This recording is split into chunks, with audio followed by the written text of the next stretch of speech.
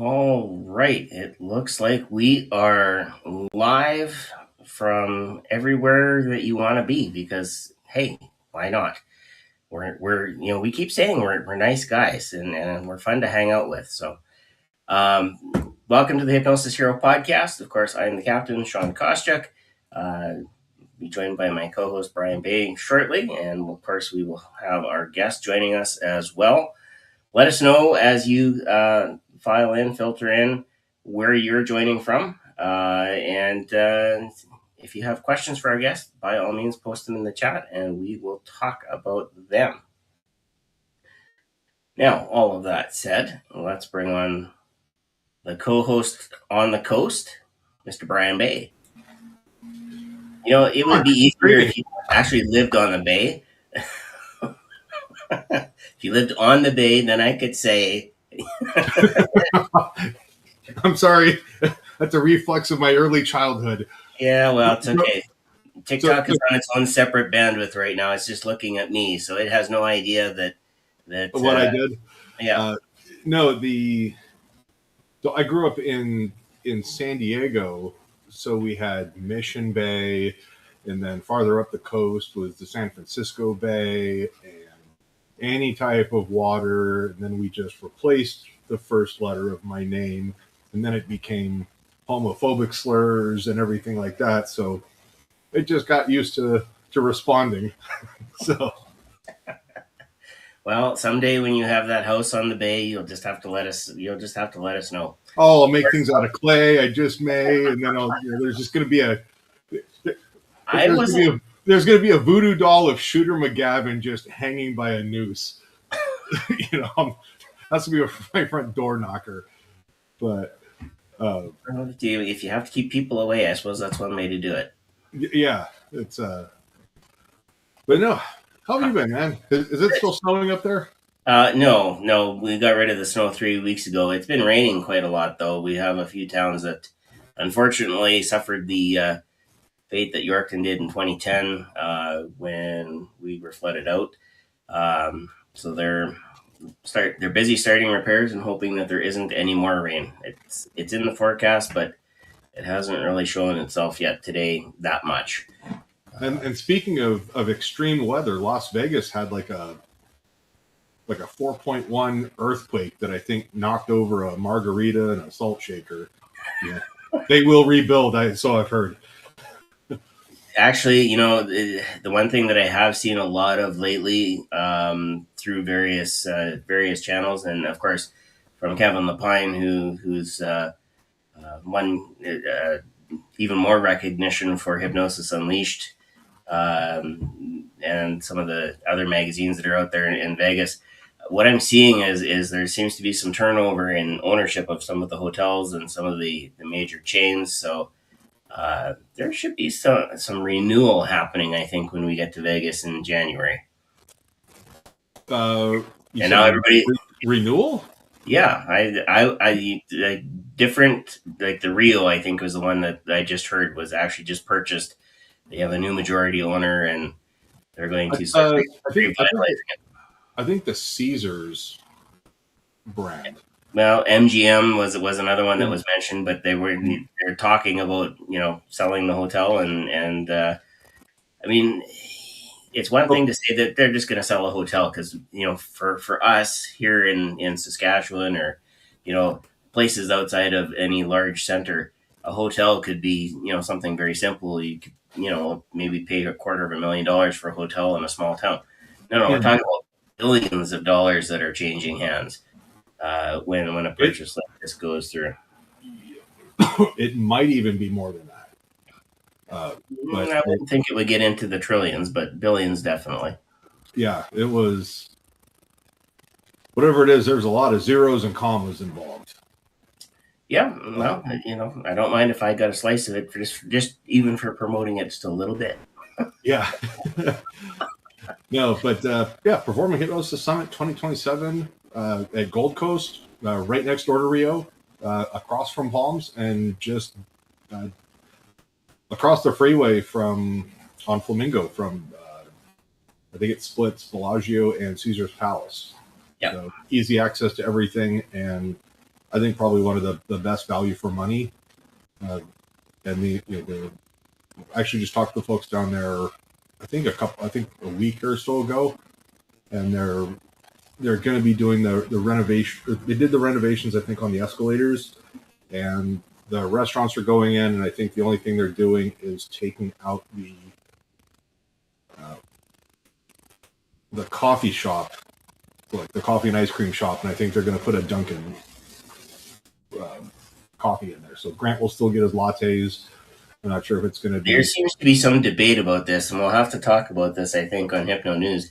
You Okay. know, what does a latte, consist of when it comes from Dunkin' Donuts versus what does a latte consist of when it comes from A Starbucks kind of well, I don't even know if it was a franchise. It just was. it was They put the Starbucks cups and everything, but it was not a Starbucks location, which was kind of not interesting. an official one anyway. Yeah, we've seen a few of those around. So anyway, it's going to be fun. And the only other thing that I'll say about Performing Hypnosis Summit right now is if you are thinking about being a speaker, you have until Friday to get your speaker submissions in. After that, we will be closing that down and making our selections and starting to schedule things so that we have that ready and available. After Hypnothoughts, we will reveal all of that good information, and then and that is going to be a hard stop. It's none of this. Hey, 10 minutes before we go live or clean up the schedule. We actually want to make sure that we have everybody properly promoted and things like that. And don't wait to book your rooms, please, for the love of God and all this holy. Do not just. It's a. Oh, I could scream this from the rooftops. It's like a $35 deposit. It's refundable. If for any reason you can't make it, 24 hours before you check in, between now and then, you got all that time and you get your money back. Yeah. So. And what it does is it also helps us plan too, because if we know that we have a much larger crowd, we may have to open up a third speaking stream, in-house, because we do run 2 in-house and we do run 1 online. So there's always 3 to choose from. But hey, if there's a large crowd, we'll make 4. But we want to make sure that the rooms are filled so that, I don't know that we're going to necessarily run a third in-person track, but it's going to be. We will. If there's enough people, we will. We'll have to, Mm-hmm. because I like my space. You know me. I like to sit and just kick back, and that's what everybody thinks. We stick around the lobby anyway. But no, it's going to be great this year. Yeah, it is. We've got Dan Goyette's he's going to drive out. Going to be bringing some equipment. We're gonna, we're likely going to have at least some type of transportation. One way or another, we'll figure it out where we can go. I think within a couple miles away, there's a grocery store, so you can go get big bottle cases of water. You want to go get snacks to put in your hotel room, so you're not doing 3 meals a day at a restaurant. That way it cuts costs considerably. And Becca's joining us from England. She's still half asleep. That's okay. Well, yes, you got 35 seconds to wake up, because I'm just about to announce our guest for the evening. Actually, Becca, she's always half asleep because there's half of her. Just say no to human trafficking. Grant. Actually, I got a note on TikTok about inviting Grant as a co-host. I don't know if he's on or lurking, but it wouldn't surprise me one way or the other. Yeah, I talked to him briefly before I went to physical therapy this afternoon, so that's why I'm kind of dressed like I am. But yeah, we've got a pretty cool guest. We do indeed.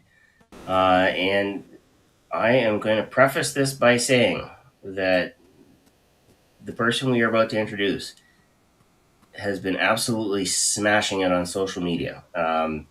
She's been on all the channels. She's been not just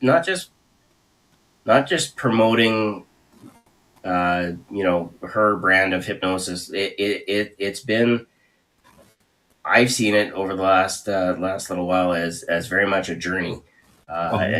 and now she's asking some very pointed questions of the people that are watching her social media, and I think that's key because um, if you ask a question, you should hopefully get an answer. But sometimes people haven't even considered the question. So we're going to talk a little bit about that, and just so you know who's coming on. Uh, our guest was a stressed out, overweight university student, and she went from there to being fit, healthy, and confident, living the life of adventure. And our guest transformation is nothing short of inspiring. She's lost 25 pounds in 3 months, but more importantly, rebuilt her identity from the inside out.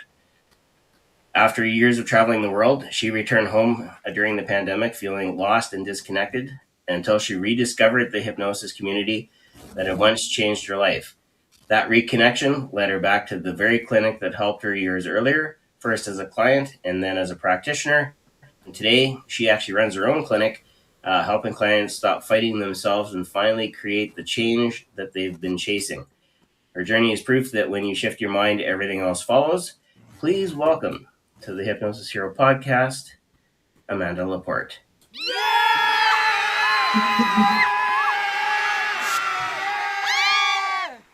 Applause and everything. Pop gun thing. Oh, I'm going to give it to you, Amanda. That was quite something. Thank you. I'm happy to be here. Well, welcome. Now, for everybody, so that they know where in the world we are, I'm in Saskatchewan. Brian, of course, is in Washington. You are in Ontario. Hamilton, yes. Yep. Hamilton, Ontario. Which Washington am I in, Shawn? I don't know. There's so many that I can choose from, and so many other jokes that I can make, Brian, that are totally inappropriate. Which Washington are you in? You are in the state of Washington. I'm in the Pacific Northwest, just not too far north of Seattle. I'm outside of the county that Seattle is in, so I still have to kind of shower a bit. But. Is it pretty rainy up there? When I see today, we had a little bit of rain, and then the sun kind of poked its head out, and now it's kind of dark skies. So we're in the season where Mother Nature goes off of her meds and is completely bipolar. So it's like 85 degrees, then it's 40, then it's 70, then it's 65, and 60 or something like that. And it is a couple days of rain, couple days of hot sun, couple days of rain. So we'll ride that out for the next few weeks. Then it'll be absolutely gorgeous. We'll have a couple of quick heat waves where we all prayed for air conditioning, and then we kind of run right back into the shit of fall. Yeah. Hamilton can be a little bit like that too, so. Yeah. It's all good. All right. Well, your intro. It said very specifically that you had rediscovered hypnosis, or you reconnected with it.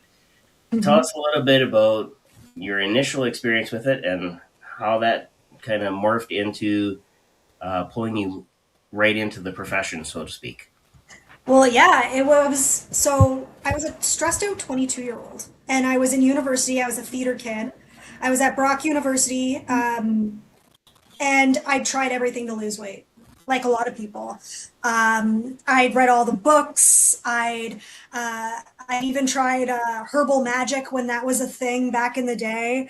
Yeah, I tried the keto. I tried this. I tried that. I tried not eating, which never works. And the thing is, I was also very stressed out. My second year of university, I was feeling really alone, and I was feeling pretty isolated as well. So when I came home that summer, my mom noticed there was I came home and it was obvious that I had gained a lot of weight, and she suggested to go to Burlington Hypnosis Center, which I did. So I was literally dragged because I wasn't 100% sure about it, but I was willing. Once I got in and I talked to the owner, she really, I really connected with her, and I decided to sign up. And that summer, I lost 25 pounds. Not only did I lose the weight, I gained a ton of confidence. And I really am a testament to this stuff really works, and fell madly in love with it. And at that time, I was like, I want to become a hypnotist.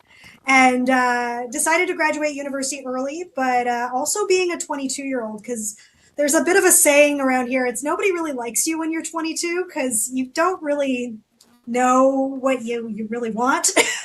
So Listen to Taylor Swift without telling me you listen to Taylor Swift.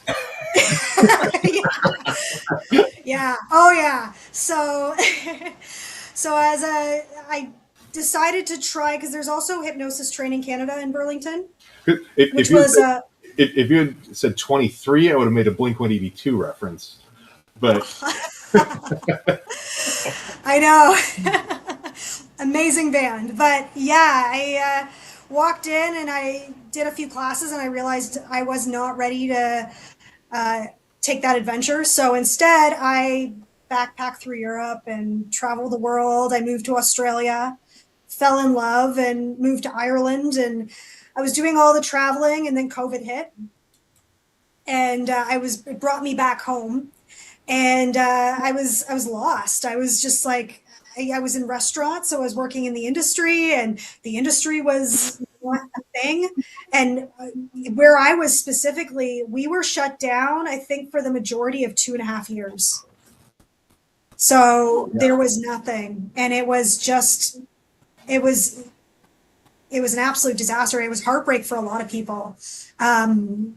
When I came out the other side, I had a relationship that broke apart. I moved back in with my parents. I was in severe amount of debt, and I had no idea. And I decided to quit a corporate job at the time that just wasn't really working for me. And I was like, well, what's next? I was 30 and a mess. So I was suggested maybe go back into hypnosis again. So that's what I did. I went back into hypnosis. I know it really helped me one time. I was like, maybe it'll help me again. So I started taking a few more classes, fell in love with it all over again. Now they hired me on at Burlington Hypnosis as one of their hypnotists. And I started first Truly Aligned Hypnosis back in 2023. And then at the end of 2025, I was asked to take over Hamilton Hypnosis. So I did, and been running it ever since. all right, so how does a 22-year-old run all over the globe without like copious amounts of student loans, or not selling pictures of your feet online, or any of other questionable activities or things like that? Well, let's just say I was able to. And I ask as somebody going through a midlife crisis, embracing it with open arms, going, all right, I'm ready to see the world. Yeah, well, I did have loans, but I was able to make it work in a way. I saved up a ton of money. No, I didn't sell feet pictures, but there were moments where I questioned maybe that might be a good idea. Right. I had a moment where I was like, maybe, but I saw what those girls are really doing, and I was like, yeah, no, I still have my dignity intact. So, Oh no, it's I've got a couple of really good friends that are in law enforcement, and so me being a military veteran and a retired beer league hockey player, the humor is black as night, dark as can be, and so we just go all sorts of inappropriate stuff like that. So. I grew up with a cop, so I totally get it. Right. Or as you guys like to call them, constables. Constables, yeah. Or sergeants. Right. Detectives, yeah. You go, I know nothing, but yeah, try doing that when you're a kid, and your parents are like, oh, Dad's a detective. God, he's asking me detective-like questions. and he's doing it in such a wonderful way that I can't get out. There's no amount of bullshit that I can talk my way out of this. Oh, my dad was a hostage negotiator too, so it was like. Oh, okay. Your dad probably knows about Chris Voss and Oh yeah. Swan Group and everything. Oh yeah. That's just wild. Yeah, I think he met a few of them. I think he went down to Detroit. There was a big conference for this was like, oh, geez. Oh, This yeah. is about 15 years, 20, more than that, like probably closer to like 20 or so years ago. He went down and he went to a conference and met one of those guys, and he said it was pretty cool. It was quite the experience being out down in the States. Very different world than it is up here. So that one time I went down to the lower 48 in the late 1900s. Exactly. Oh God, I'm dating myself like hard. No, just remember, I'm the guy that's celebrating his 25th anniversary of his 29th birthday. So I remember the 1900s very well. Mourning the loss of your 20s, and you know. All right. In your I kind of termed your social media as a journey, and I like the questions that you're asking now. One of the things that I've noticed that you have kind of poked at enough times, for people that should sit up and take notice, is the term the unuseful patterns. That everybody seems to have this habit that maybe is not serving them. Talk a little bit about unuseful patterns, and then tell us how you start dealing with them, and maybe if you have some client examples as well that you can throw in there, that would be. Yeah. So, and that the thing is, at the end of the day, as human beings, we're in either unuseful or useful strategies. So, how I explain it best is I'm going to get everybody to look at a wall or look in front of you and point at the wall and say, it's all your fault. Now, if I do that, I was going to say, it's everybody. It's all your fault. That's right. Excellent. Awesome. I'll do anything for you. Oh, no. I don't go that far with Brian. But I totally get what you're saying. So we're basically looking at transferring what those patterns are or could be to the wall so that we can deal with it. Yeah, so if you say, I'll do anything for you. Bless you, my child. Excellent. If I can analyze this. You're really struggling over there, guys. No, I am trying to keep the voices in my head, inside my head. I'm like, she's making this too easy. All right. And demonetized. Hang on. We're going to do some analysis. Oh, God. All right, there we go. Sean's putting on the... I can analyze his glasses. Excellent, John. And this one, just moving your body like this. Excellent. How I get up every morning. That hurts. I don't. Things just don't. They don't get oiled properly. So, what I got you to do are 4 coping stances. So these 4 coping stances, if you know, I don't know if you gentlemen know Dr. Virginia Satir. She's a famous family therapist. Yeah. So she's written many books, as you know, and she has the story of the metaphor of there's 4 people in a boat and there's a hole in it and the boat is sinking. And you've got the blamer going, who put the hole in the boat? You've got the pleaser going, I'll do anything for you. You've got I don't know if we have a Cowan or an eavesdropper, Shawn, but if you know, you know. You know what? I do have an answer to who put the hole in the boat, and it's not Brian, but I have a brother named Brian. I like him already. Who repeatedly, as we were out in the boat trying to figure why we were taking on water, conveniently forgot to put the plug in the back of the boat. And so the water just kept rushing in. So we speed up, and then we figured out, oh yeah, he didn't put the stopper in to keep the water out. So it's my brother's fault. depending on the context of plug. It's all good. All right. Be serious now, Brian. Oh, she was talking about the different coping positions and everything. This one's called Morning Came Too Early. This one's called Hell, That Didn't Take Long. And yeah. All right.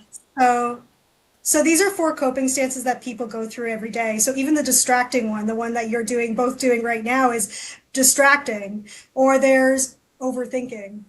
And these are just it's 4 attention coping deficit stances. disorder.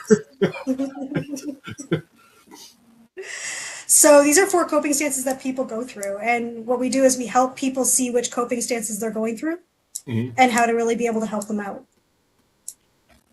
And the strategy I'm taking then varies based on the coping strategy that they're using. So how you would attack somebody that copes like this versus somebody that is wanting to think about it would vary according to how you would work with them. Well, a little bit. There's a few other things that are involved as well, but the main 4 are a lot of the times when it comes to weight loss, especially female weight loss clients. We have a lot of women that are trying to please everybody else, and they're putting everybody last on the list to the point where they're distracting by eating. We get a lot of stressed out clients that are thinkety think. We get a lot of young people right now. It's like we have a pandemic of young people that are just overthinking, picking things apart. What about this? What about that? Oh my God, they're not doing anything. And then they're just distracting, whether it's by smoking, whether it's by isolating, whether it's by even eating, skin picking, nail biting. Oh geez, the list goes on. So it's really getting people out of these coping stances and into what they really want.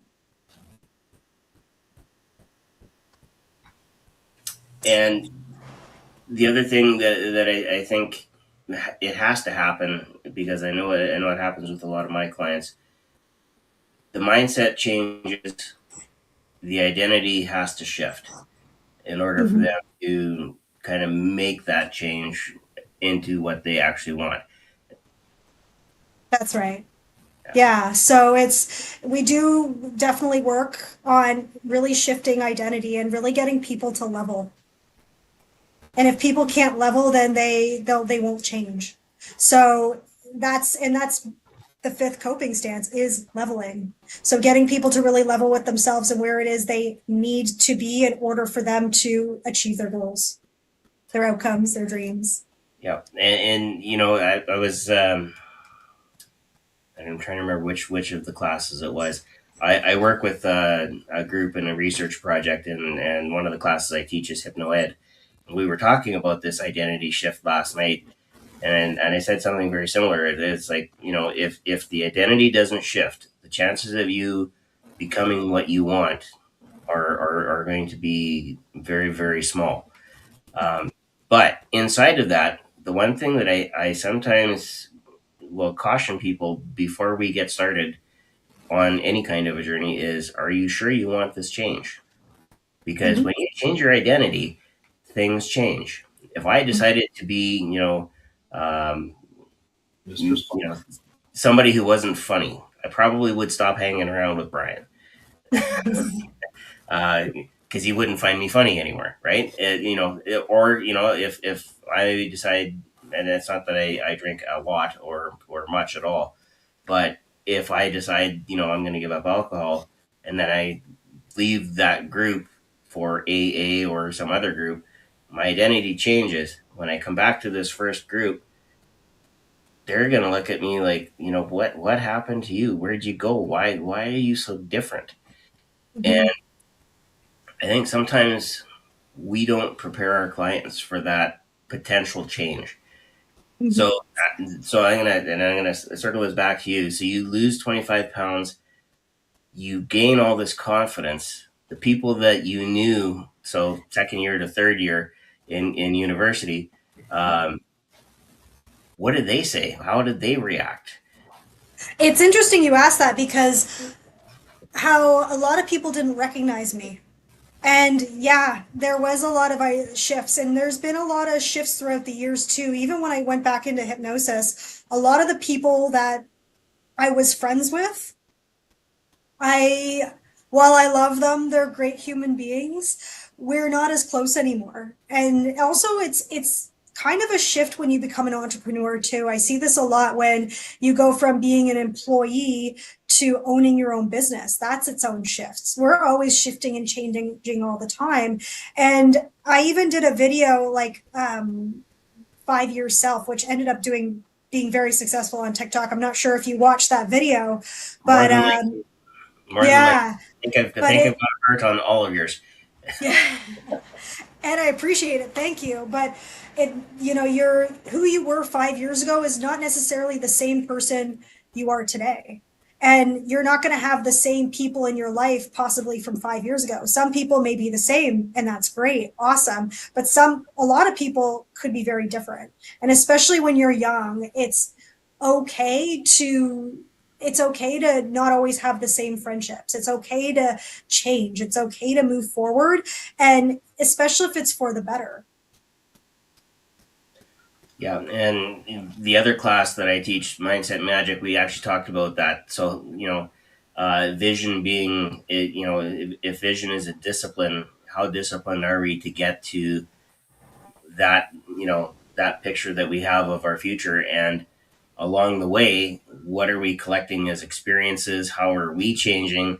And what happens when we do? So, you mentioned that you were globe hopping.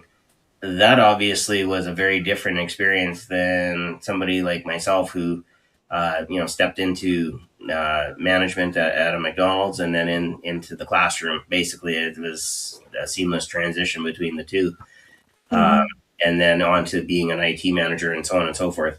But that's why I can say so on and so forth because again, I'm celebrating the 25th anniversary of my 29th birthday. Oh, yes. But those experiences they can definitely help shape us, but they can also be that source for us as hypnotists to help our clients because out of those experiences we can pull metaphors, we can pull stories.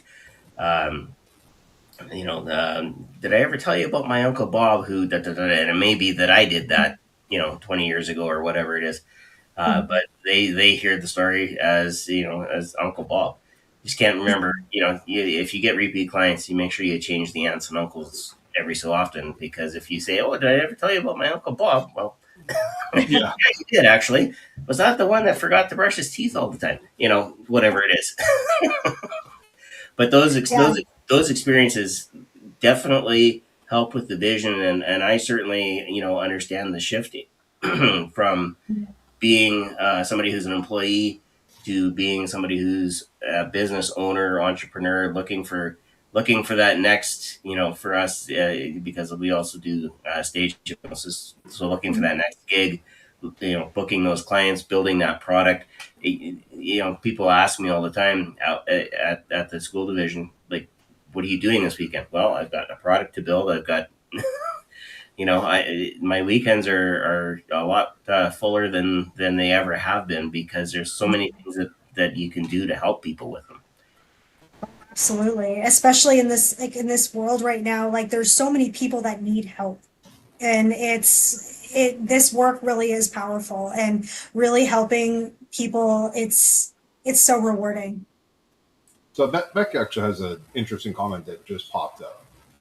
She says people say that she's still young, and you know, just passing 13 years old is a milestone in of itself. Uh, she says she guesses that she is, but she also feels like she's getting old and doesn't know what she's doing in life. She kind of feels like she's kind of behind the eight ball. Mm. It's an interesting thing too. I find right now, especially with social media, and not sure where she's at in life, but sometimes you see people that are your age and they're doing like all these great and amazing things, or we see people younger than us doing all these crazy things, and we Hmm. think we're behind. And the thing is there's no such thing as being behind. We do things when we do things. Like I was reading this thing the other day that the average entrepreneur starts at 39, 40 years old or something like that. And it's just like the average millionaire is 40, 49 years old or 50 years old. And it's like what's behind at the end of the day? Time is time and age is just a number. Yeah, it's actually kind of interesting, and I don't know, it was kind of the polar opposite, but it was like right out of high school, I joined the military. I had a top secret security clearance, this, that, and the other, and then I come home. I think I came back 2 years later, and it's like, I'm married, I've got a child. Mm-hmm. And it was kind of interesting because when I joined, it was, oh, you went in the military. Like, there was no other options. 9/11 hits, and then everybody's like, oh, God, you joining the military, the greatest thing, since sliced bread. And so it was really interesting. And I'm like, God, I feel like I'm behind the eight ball going, you guys are all going off to college, and they're like, dude, we're getting drunk at frat parties. You've got a kid. You're married, and then it was like 15 minutes later, like, yeah, I'm going through the most expensive divorce that a lay person can go through. I'm far from some professional athlete, but now I'm just kind of like seeing a lot of my friends going, oh, we're just having a baby, blah blah blah, and I'm like, my kids are off on their own, and now it's kind of dad's time to go enjoy myself. But kind of quick circle back to when you use hypnosis to do like all the weight loss and everything. Kind of take me through, what did the hypnosis kind of target? And because it's not just, okay, close your eyes, deep sleep, okay, weight just falls off of you. There's got to be some type of, whether it's eating healthy, exercise, what type of stuff did that help with? So for me, a big one was confidence. Okay. So it was building the confidence to feel really good about myself. Because we all know to eat healthy, drink water, and go to the gym. It's not like we wake up every morning and we're saying, oh, we're going to eat, gorge ourselves with food. Like it doesn't work that way. We know what to do as human beings, but we're in these patterns that are sabotaging us. So I was getting so in my head about what was the right way to, and I was overthinking everything. And instead of connecting with humans, I was isolating myself. And I was in so much fear, especially with the way I grew up, being a teenager and being bullied as a kid. I was always like isolating. I was very comfortable by myself. So I had to get confident and more comfortable to be okay with people. I needed to realize that people are safe. And a lot of my weight loss clients are in that same boat of, they're either helping so many other people and not helping themselves, or they're isolating themselves because they're overthinking everything because they're in so much fear. So it was getting me to really connect with humans again, feel safe, knowing that people are safe. Because as human beings, we're not meant to isolate. We're meant to, when we were caveman and cavewoman, we lived in communities. Yeah. And we haven't changed. Right. We just evolved a little bit. Barely. And it's crazy. We've barely evolved compared to having AI, to the internet, to having phones, even our cars. Everything around us is faster than us. Yeah. And as humans. And it's just, we kind of feel like we're being left behind a little bit as we're just trying to do all the things. And it's hard to do all the things. So it's really, if anything, I'm helping people slow down and really get reconnected with and a lot of the times it's their partners. They're getting I got a lot of clients that come in where they're so obsessed with their kids and they're almost too focused with their kids that they're not connecting with their partner. Oh God, I could do a whole segment. I remember a time when it was online dating and stuff like that. it was like the ultimate red flag is a woman who goes, "My children are my world." It's like, okay, all that does is tell me you lack the ability to regulate and prioritize and kind of shift. It's like, yes, we understand that if you have children, they're important and basic needs and stuff like that. But if you can't, if you're always going to put, your partner second, there's going to be resentment, and it's just a ticking time bomb. But That's right. Yeah. going back to what you were talking about with the stress and everything and the confidence, how much of that do you think, or how much of that do you believe played a role in just like stopping the cortisol dump from stress that just Huge. to pack the weight onto people? Ask me Huge. I like honestly, there are things like I won't say online because like we're keeping this PG, but Right. like the amount of people that need to connect with their partners, Mhm. like it would just change, like it would help them out in a huge amount of ways. Stress, the amount of stressed out moms. Are you making a loose reference to private paired cardio activity behind closed Maybe doors? something along those lines Okay. there, Brian. I just know what you're stepping in. But also, like, it's not just that, but it's also having, like, being more socially connected with your partner, even being more socially connected to your friends, being socially connected to community. Like, the amount of times that people isolate and they get so focused on their kids, and then they get so stressed out about their kids or they get stressed out about work, or they get stressed about something. And the minute they let go of that stress, it's crazy to see people the weight just melts off. Oh, it was like And they're like, one of the things that used to drive me nuts way back when is it's like you date somebody who has kids and it's like, okay, my kids have to go to their dad's house. And then, and it's all of a sudden like I turned into a babysitter. Like I've got to now go deal with this human being that just lacks the coping mechanisms, and they're like, oh my God, I'm so stressed and depressed. My child's not here. I'm such a horrible mother. And I'm sitting going like, get the hell over yourself. Like, I understand you miss your kids. I was the product of divorced parents. On the kids' standpoint, I would go to my dad's house, I'd miss my mom. I'd go to mom's house, I'd miss my dad. But a couple days later, it's like, okay, all is right in the world. But like I said, it's the people who kind of lack the ability to self-regulate. well, yeah, and it's interesting and then because then it just becomes a codependent relationship, and you want to talk about feeling like you're walking around with a boat anchor on your back. well, it's interesting you bring that up. I'm happy with somebody, and I feel light, and just I can be myself and express her, and then not just drugged down. And it's interesting you bring that up because I could talk for hours about like our dating culture and our dating world, especially up here in Canada. It's like, Oh yeah. The amount of like, and we talked about this in because I had a training a few weeks ago with one of my mentors, Scott McFall, and talking about just the kids are very connected to their moms, like mama's boys or mama's girls. And it's a pandemic. It's a problem where, parents want to become best friends with their kids. And it's probably one of the most unhealthy things that, like, it's very, very unhealthy when, you're in your 20s and 30s and it's like you're dating, not only are you dating the guy or the girl, you're also dating their mom. And that's like relationships are meant to be one-on-one, like two people coming together, not like two people and their mom.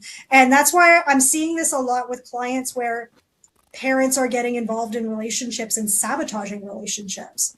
And it's like insane. I looking back, I totally wish my dad had stepped in with my first marriage and went, because he was always like, son, I knew this thing was doomed from the second that I met her. Like, I talked to her for 10 minutes and I was like, yeah, no. I'm like, where the hell were you when I needed you, Pop? Like, you're whispering that wise counsel. And he was like, I didn't want to go, jump in and interfere. It's not my relationship. And, but I'm like, also, Dad, I could have used an outside perspective. And, it wasn't until he really kind of stepped. It wasn't him stepping into that role or stepping up, but it was one of those. I remember the conversation vividly. He was like, "Son, you're trying to justify, like, you have actively tried to deploy to the two-way rifle range because you don't want to be at home." And I'm like, "Oh, promotion points and career advancements and this, that, and the other." And he goes, "Son, two-way rifle range. You have a child under the age of 4 at home. Mm-hmm. You have one more on the way." Mm-hmm. That should say an awful lot about where things are going. Like, and I'm just kind of like, Dad was trying to steer me towards the promised land, and I, now that he's gone, I really kind of look at where I'm at in my life and go, God, I really wish that the conflict with my parents' divorce and decade-long custody battle and stuff like that, that I had the opportunity. I wish I had more of an opportunity to kind of have that more friendship type stuff. Because we had the stuff of like, "Son, my job is to keep you out of jail and, until age 18, and then, hey, best of luck to you." And our relationship absolutely changed once I did turn 18, because it was more of a, we have a relationship because we want to, not because somebody's obligated to support somebody. But yeah, I wish I had more of that. But I totally see where you're coming from, and wholeheartedly agree with you. That, the parents that are, "Oh, I don't want my kid to be upset at me," or, "Well, the kids kind of run the show. I'm just going to throw my arms up. What do you expect me to do?" And I'm like, beat them to within an inch of their life. Like, take your house back. It's okay to discipline your kids, but the other problem is that all the kids know the special buzzwords and stuff to say, and then the black helicopters and SUVs and alphabet agencies get involved, and you find yourself in front of a local magistrate in a black robe and stuff like that, trying to plead your case. And it's just insane how our world has got, especially in the States. Yeah, it's definitely, especially the kids these days, the way they're growing up too. Like, they're growing up with AI, they're growing up with the internet, they're growing up with phones. They're growing up, they're going to have jobs that don't even exist yet. And they know more, and they can outsmart their parents more than ever. So it's a crazy, crazy world we're living in right now. And it'll be interesting to see what happens, especially, one part of it's scary because I'm seeing all these kids come in. I've never seen more kids than ever coming into the clinic looking for help, because they're all so in their head and they're in so much fear. And really, like, to think like, we grew up playing outside. Well, there's that. Now, I never in my life dreamt about telling a cop to go fuck off to his face. Yeah, if my dad heard that I did something like that, my dad would bring me down to the local sheriff's office or police station and go, "If you want to take him in the back room in 10 minutes, and however he comes out, if he slips and falls, like, do I need to sign a waiver or something like that?" And, it's.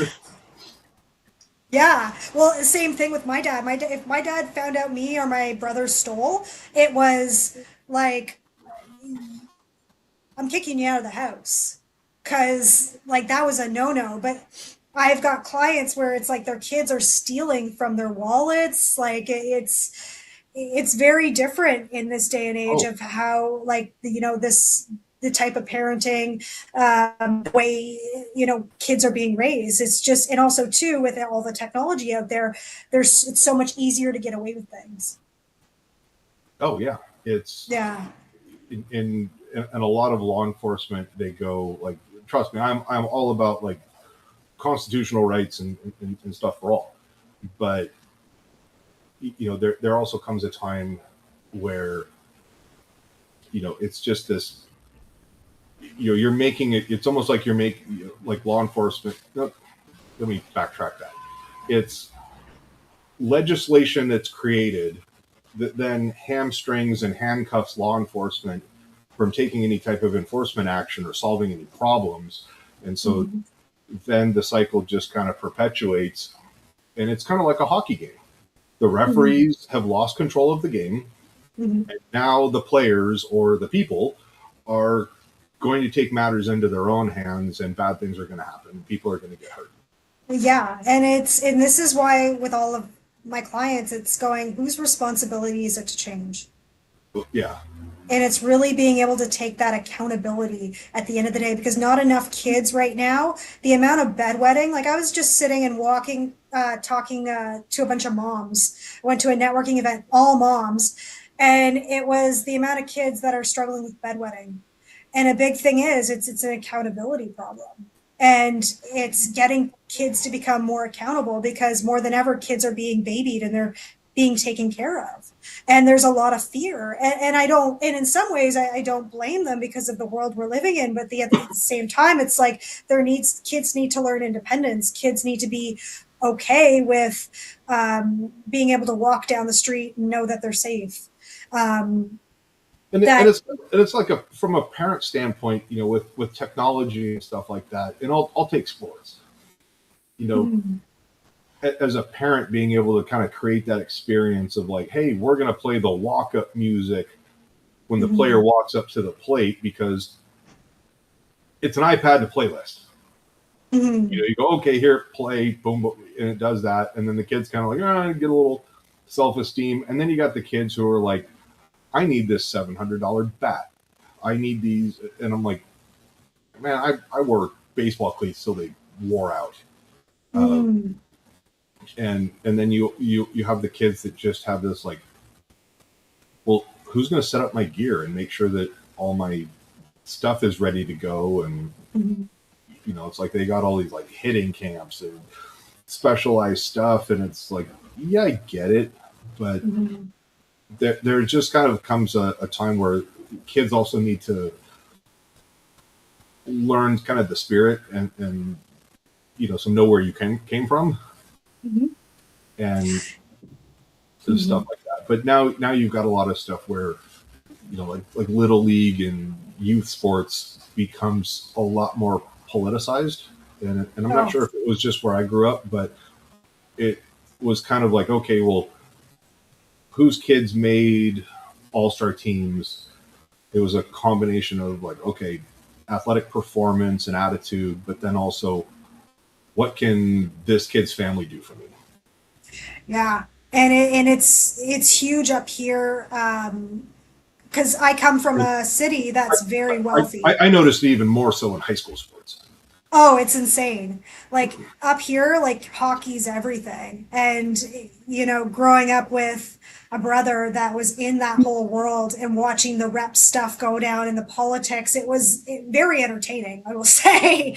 But we get a lot of clients that are going through that, where their kids are in sports, and it's just the amount of political stuff that you have to deal with. But also too, we see this with NHL players that starts with when they're kids, they're superstars, they're doing well, they go to high school, people are taking care of them, or their parents are taking care of them, and then they go to college, and then they've got somebody taking care of them, to the point where people are doing homework for them. And they're getting away with all sorts of things. And then all of a sudden they get it to the NHL and they're doing well. And they got more people. They've got like a posse taking care of them. And then all of a sudden they hit between 30 and 35 and they're retired and they decide to start a business.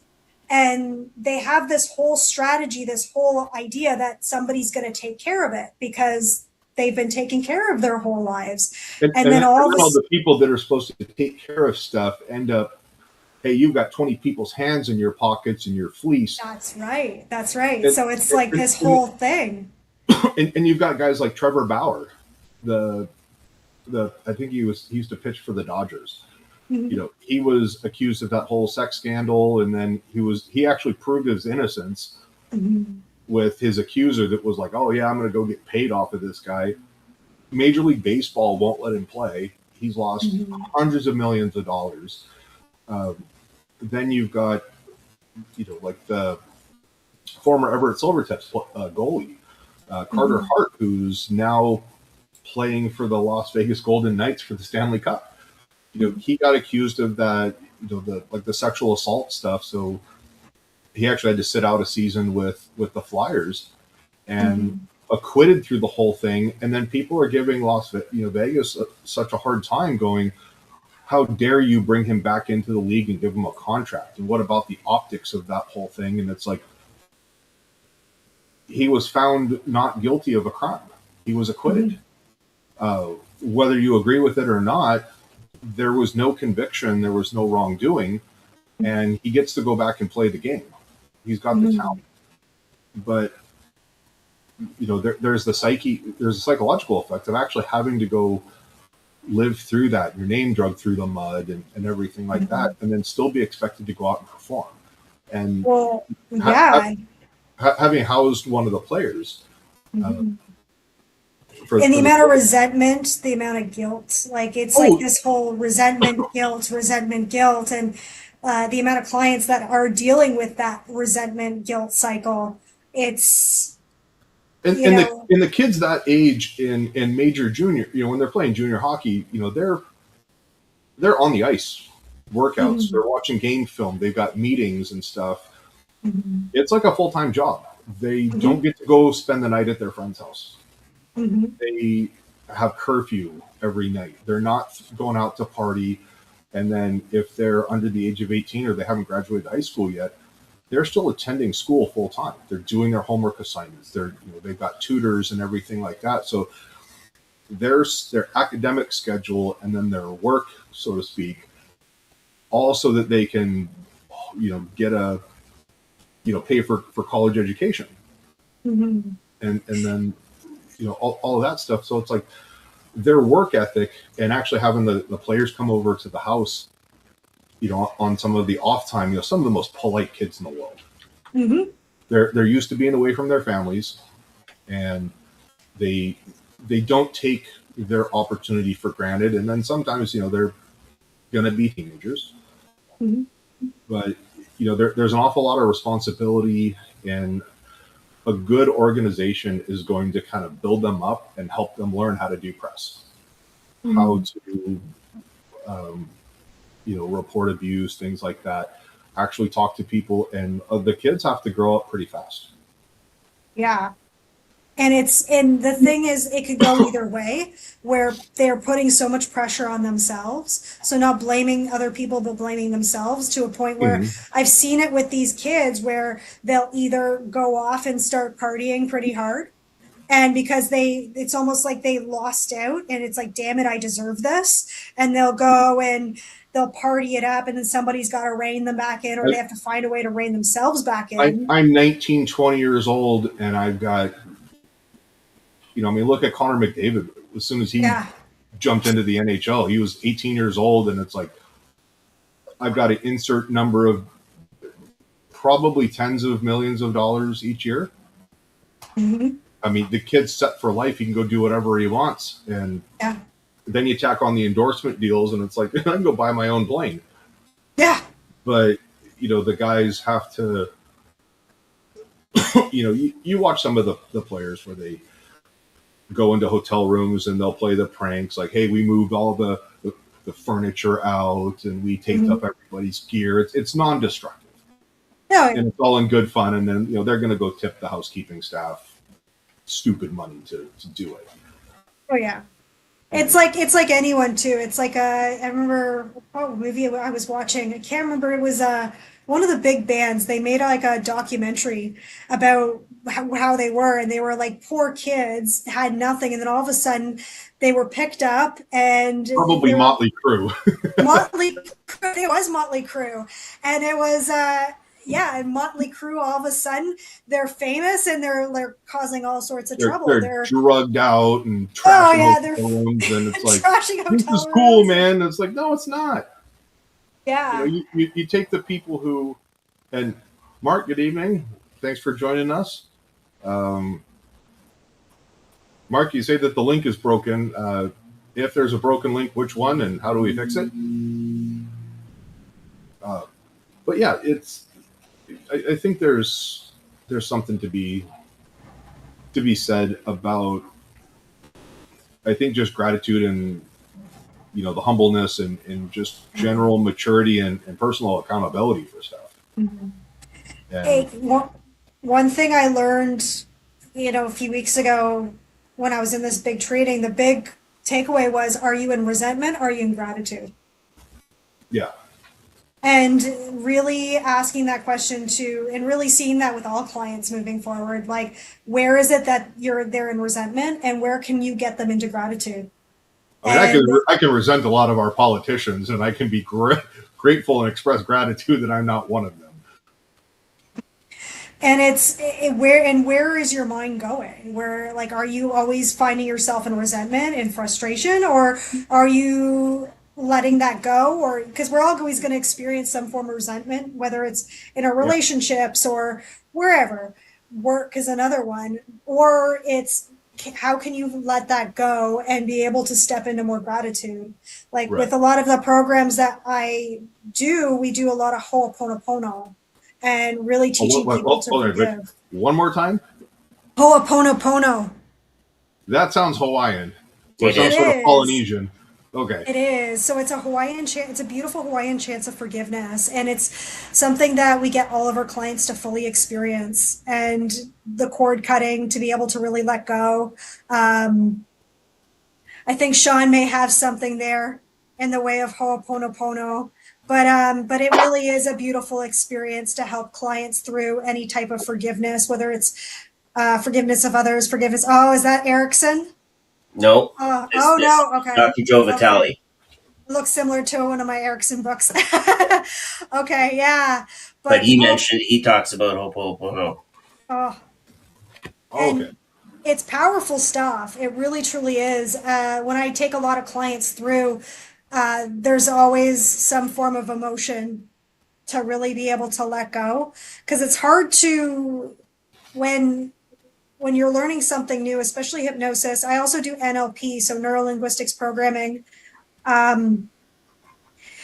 It's hard for, like, especially weight loss clients, if you're picking something up new, you must be able to let something go. And it's that whole identity thing you were talking about earlier, Shawn, where it's like, what identity are you stepping into? You must be able to let go of your old identity in order to really be able to step into your new identity, and to really come to terms with that, and to allow yourself to let go and step into something new. Yeah, and everything that we've talked about, as Brian and you were talking about hockey players and the choices that they make, it all comes back to not just personal accountability, but what is my identity, and how do I want to identify myself in the world to others?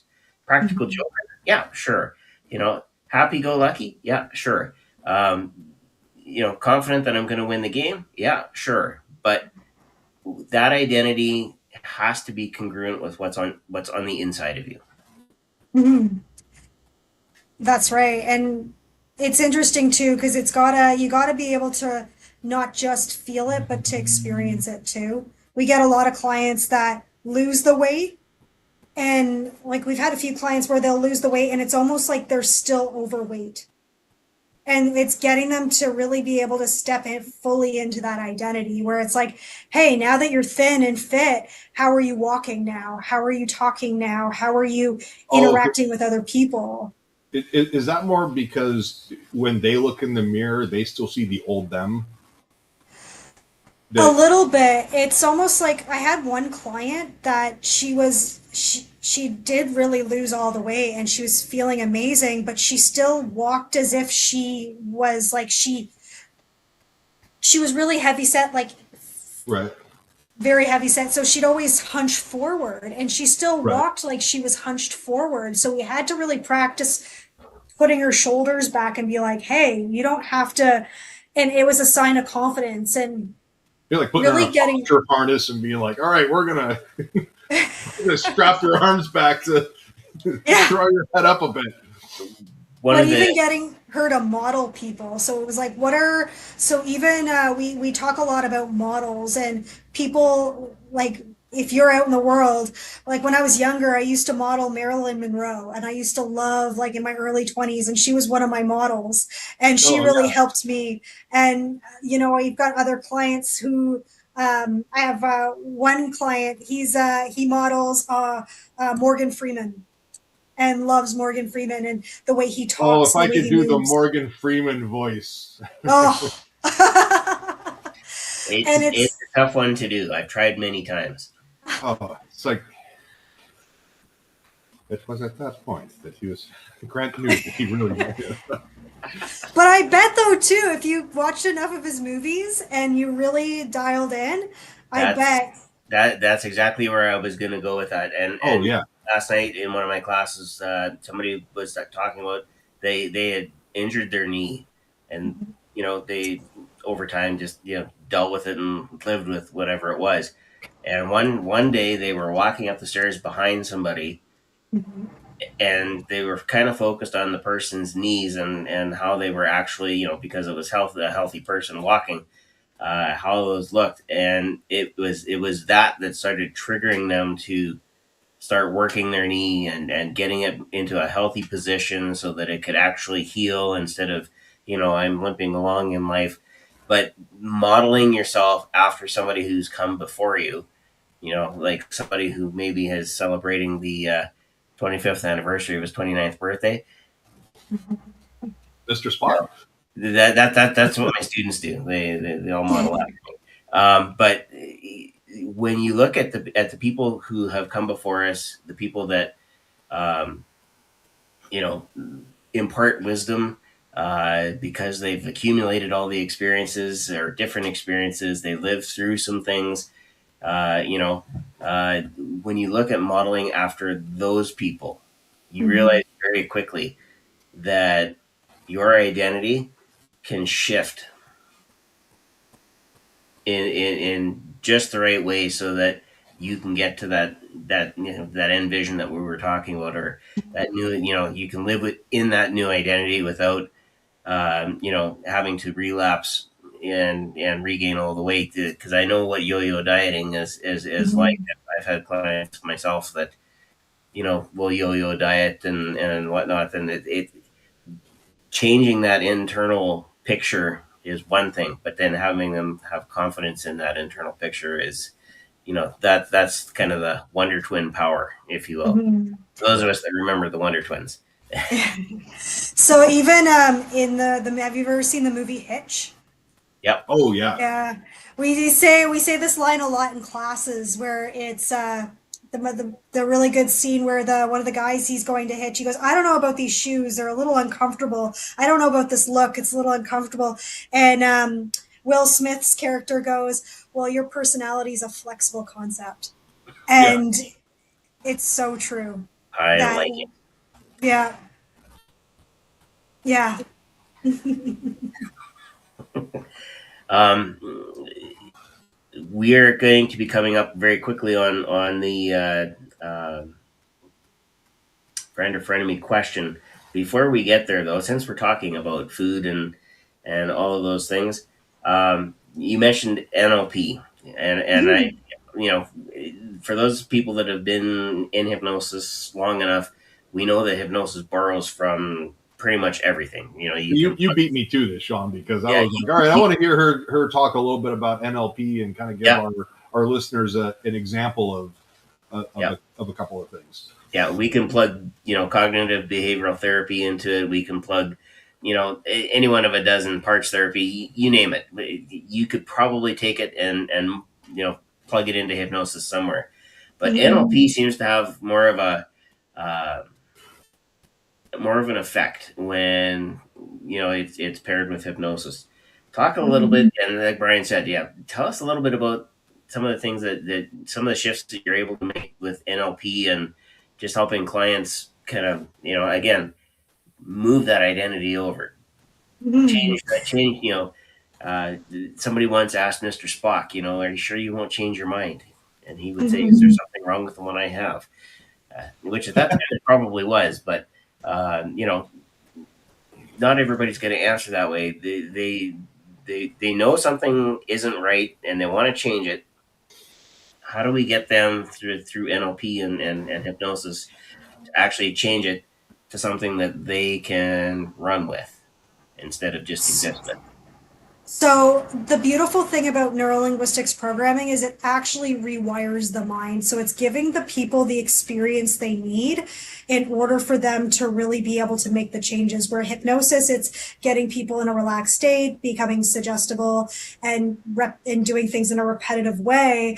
Where the neurolinguistics programming is actually locking that in and really rewiring the brain towards success and giving them that experience too. Because as human beings, we learn through experiences. Like it's I like to use the example of your mom tells you don't touch the stove.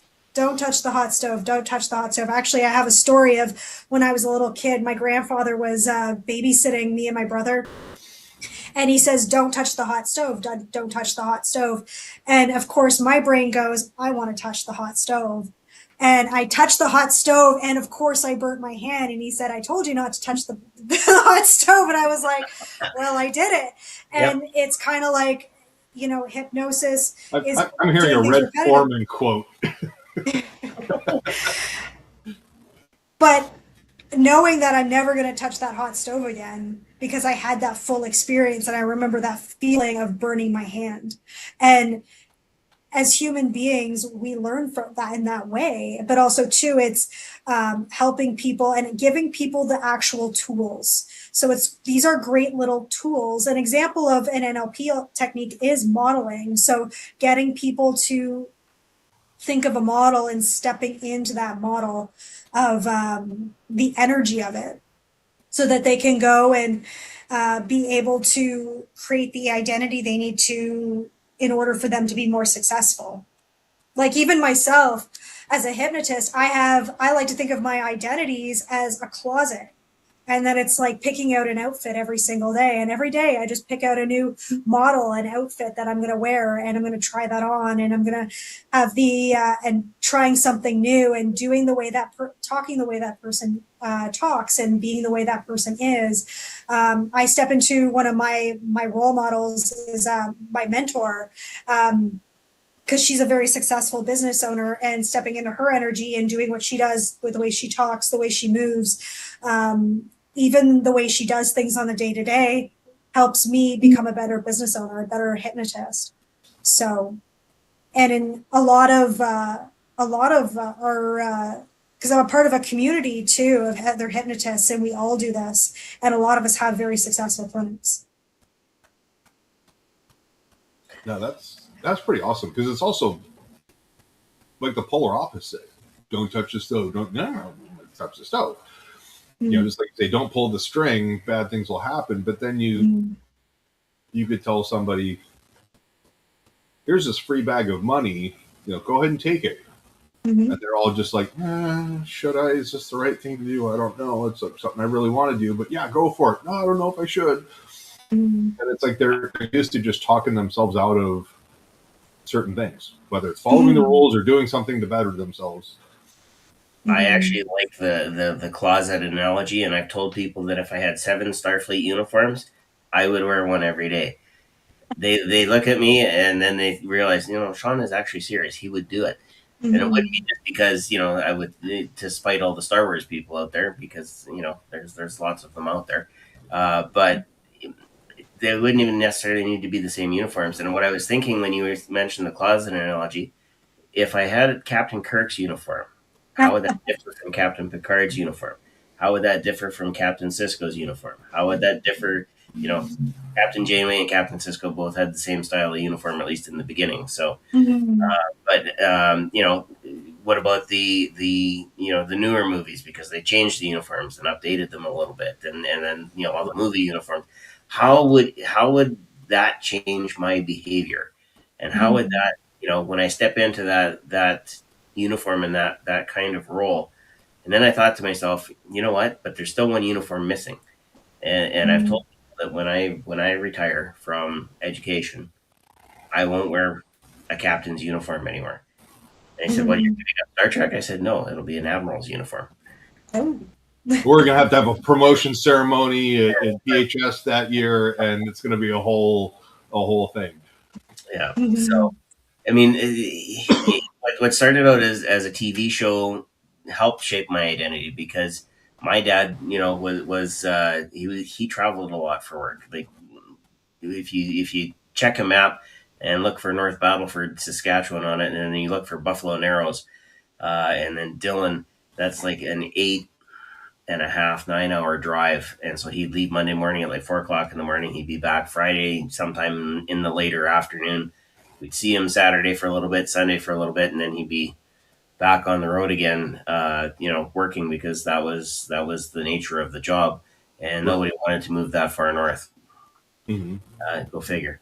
Yorkton and North Battleford and Saskatoon and Regina all have kind of similar weather. It's just mostly cold. So up there it gets exceptionally cold.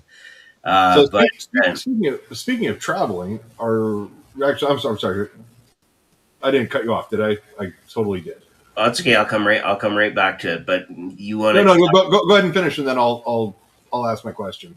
okay? So in that absence, you're looking for the role model, and I think when we look at the generations, especially since the late '70s and into the '80s, '90s, and beyond, television and movies and musicians and actors and they have become the role models that people look at, for better for worse.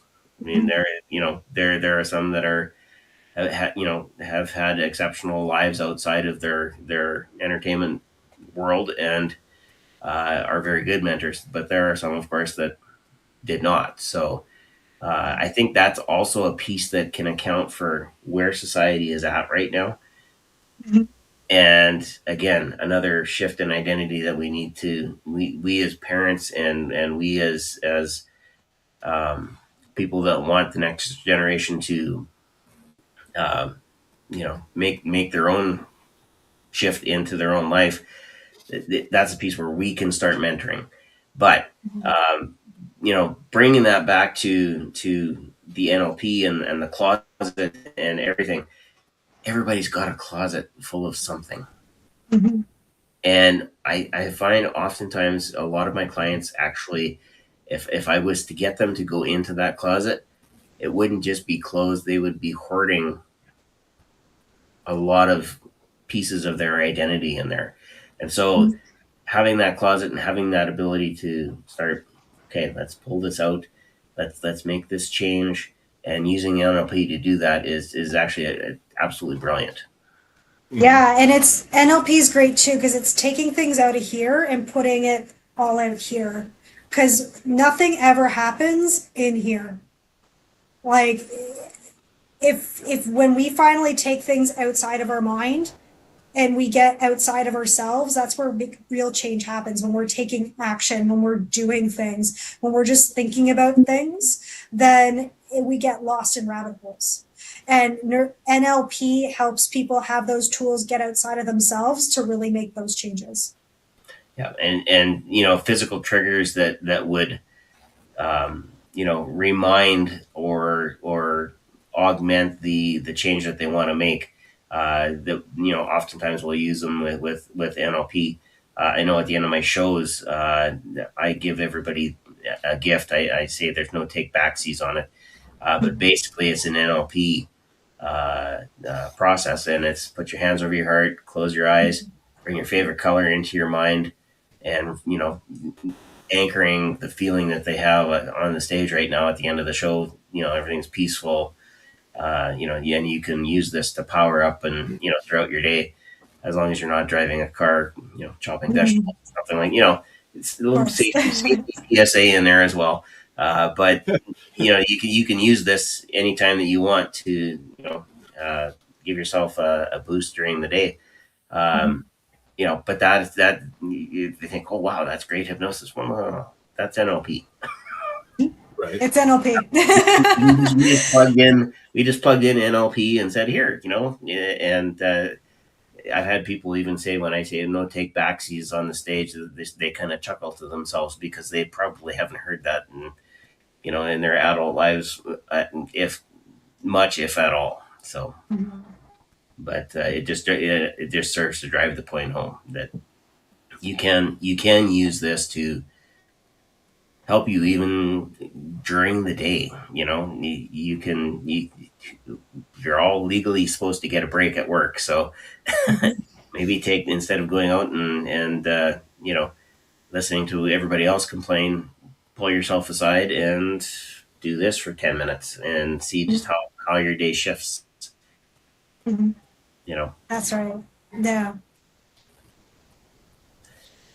So I rudely cut Shawn off earlier because sometimes my social skills are just a little, not quite in metric. Yes, he's a freedom unit kind of a guy. Reminds me of Seth MacFarlane, talking about Peter Griffin, and he's like, "Oh yeah, sometimes just getting that bird out the mouth, no filter, nothing at all." But no, I wanted to ask: Are you planning on coming to Las Vegas in January for the summit? There is a possibility. Like we had a bunch of people from the community. One of my mentors actually spoke at it, not 2025, but 2024. She was one of the speakers, I believe. Who was it? Robbie Spear Miller. So, but and a bunch of us were there. So that would likely be Hypnothoughts. The Hypnothoughts? Yeah, that's the summer one. Yeah. Oh, because there was one in February, I think it was. Maybe I'm thinking of a different. ICBCH had one in February, I think it was. Yeah. Right okay, maybe it's okay. But I love Las Vegas. It's one of my favorite cities. So. Yeah, it's definitely different. I still remember my first time going there in 2022. It was landing. You just immediately got a feeling like, oh, this is. We're working on. Kevin Lapine's a wonderful supporter. Same with Michael DeShalit. So we usually will go out and see their shows. Looking at potentially adding some other, I guess, entertainment things to do, and just kind of creating not so much of an environment where it's like pack as many presentations as you can, but maybe dial it back a little bit and create opportunities for people to network and really kind of form those relationships and everything organically.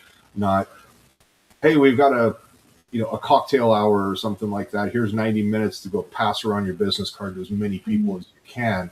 But like, go walk around. If we go do a street hypnosis somewhere, if we go take in a show, have dinner, maybe some extended lunches, things like that, that you really just kind of generally kind of gravitate to people naturally. And it's a pretty fun time. I mean, it's. Oh, is it? Okay, cool. I'll have to. And it's in January, so okay. My thing last year, of course, you remember what Canada was like in December and January. Last year, everybody goes, "Oh, it's so cold here." I said, "You guys, it was minus 52 in Saskatchewan when I left."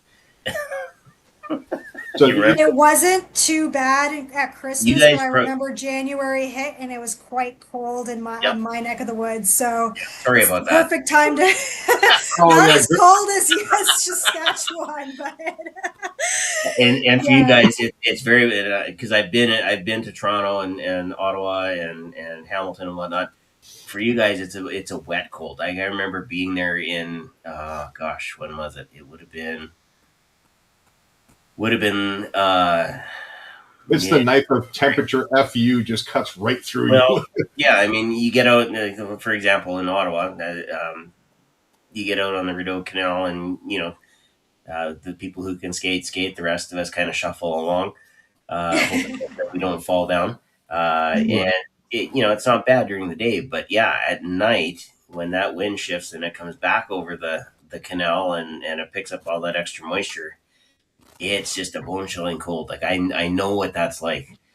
So Yeah. for us, it's a dry cold, but still, it just literally it's like Vegas in the summer, right? You walk out and it's like, oh, it's hot. It Yeah. takes your breath away. Yeah, well, and you walk out in Saskatchewan, it's like it's cold, except you can see your breath. Oh, Right. And it Frozen. yeah. freezes. Yeah, So it might be a good time to go to Vegas, so I'll have to definitely check it out, and yeah, maybe I'll make that work. I'll make sure you get some information on that. That'd Mark be had an Oh, awesome. interesting. I just looked at Google Maps. Hamilton is just down the way from Kitchener, Hmm. who beat the Silver Tips in the Memorial Cup. He's gonna bring I'm hockey not saying f Oh them, but darn! you know, no, you're not too far from Detroit.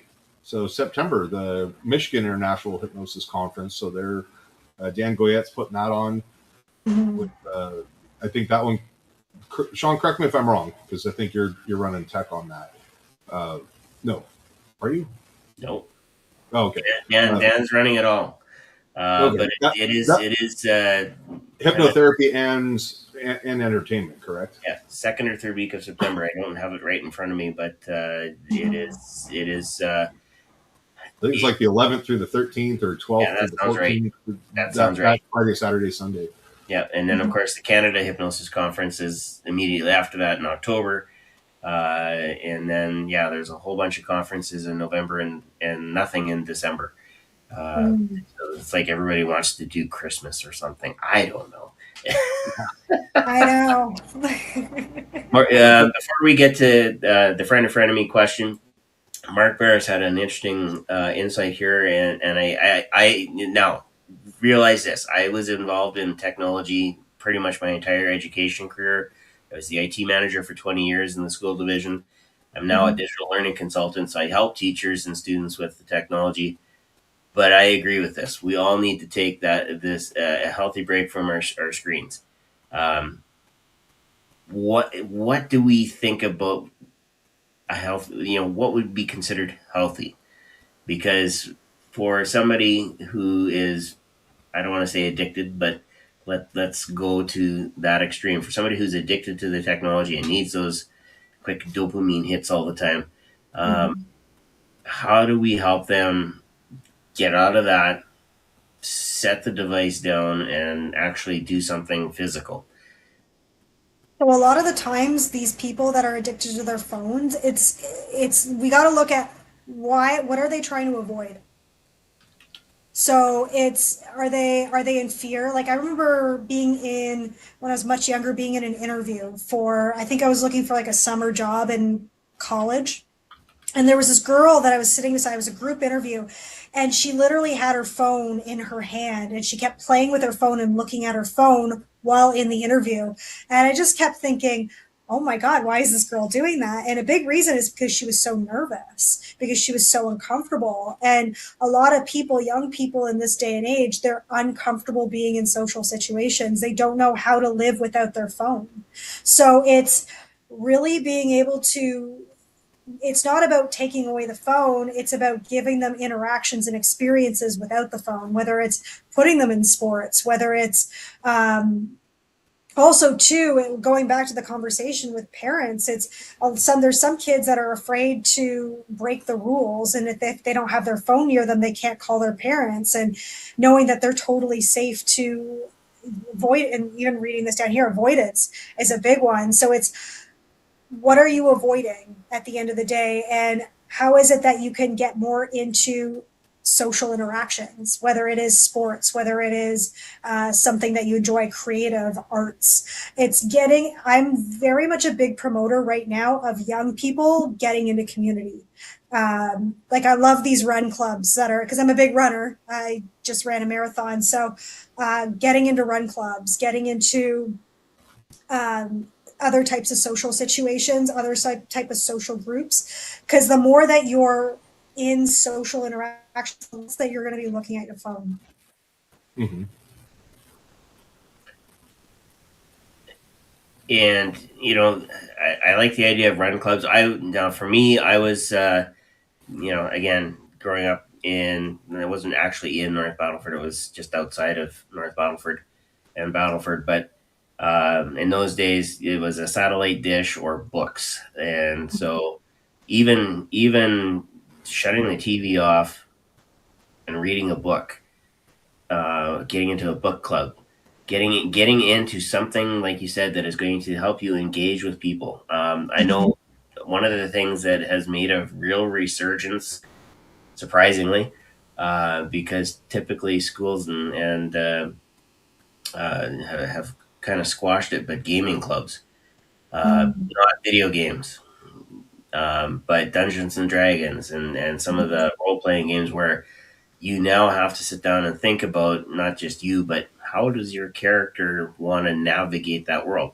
And even through that imagination, it can help you understand where you want to go in life and how you want to be portrayed. If you're playing a character that's supposed to be a hero, and the hero is getting is getting all the glory and whatnot, maybe that's the way you want your personality to go. If you're playing the guy who's kind of shady, shifty, and it helps the rest of the party get through all the locked doors and picks the lock on the safe and so on and so forth, and then gets caught.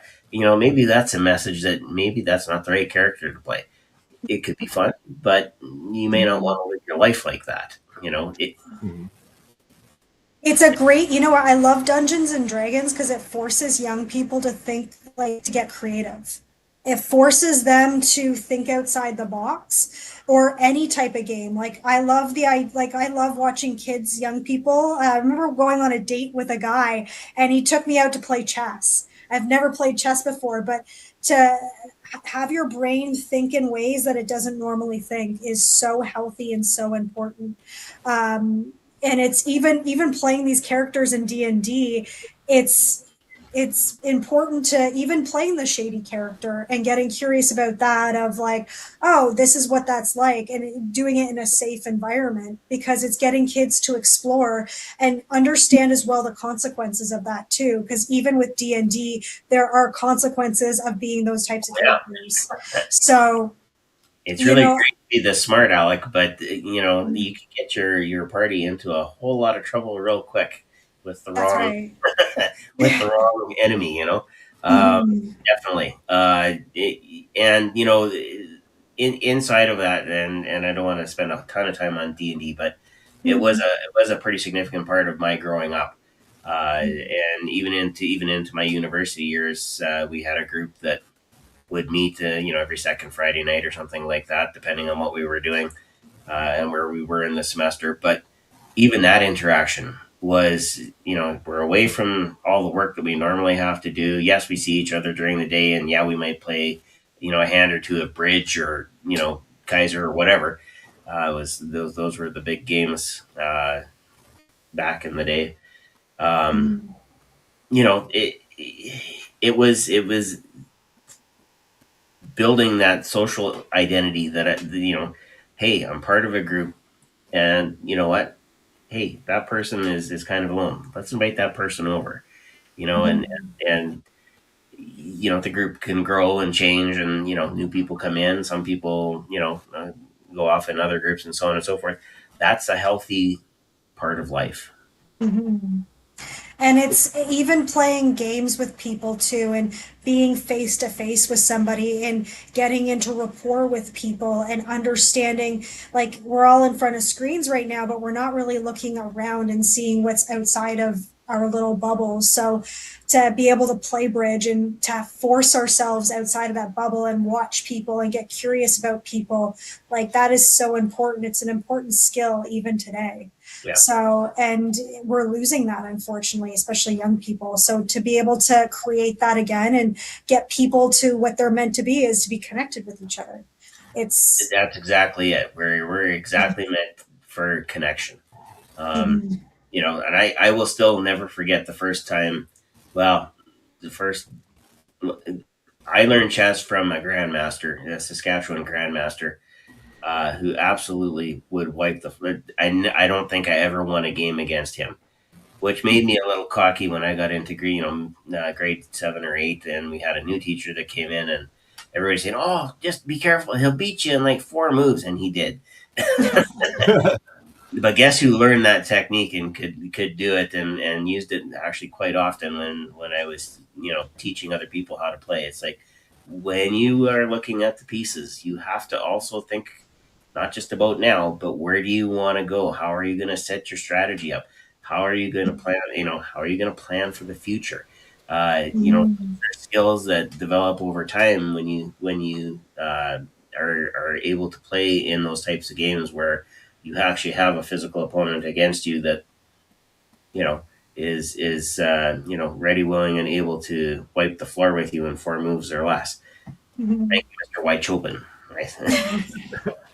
Well, I like what you said about the rapport and actually looking at people across the table, and Mhm. kind of reflecting back on time in the military and what my specific like operational job was. There's the administrative stuff that I did, but then when it's like, hey, things kick off, we got to go to work.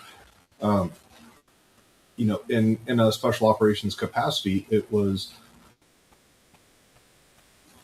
we're taking raw data and saying, okay, now we're taking all this raw information and kind of painting a picture for the command staff and all of the team leaders and stuff like that that would go out. And so, okay, here's the commander's intent or their whatever objective we're trying to achieve. Then the teams would go out and plan, here's how we're going to go about it, what assets do we have, and so we're going through all that stuff. But a lot of the decision making, it's like Dungeons and Dragons, but in real life. And you get to know these guys on the teams, and the team guys get to know the pilots that are going to insert them into bad places, and then the pilots are like, hey, when shit goes sideways, uh, if you call, we're going to come get you, and we'll move Mhm. heaven and earth and do everything we can. But when we say we're going to be there, plus or minus a minute, or like 90 seconds or something, anywhere on the planet, and you really kind of take stock at this isn't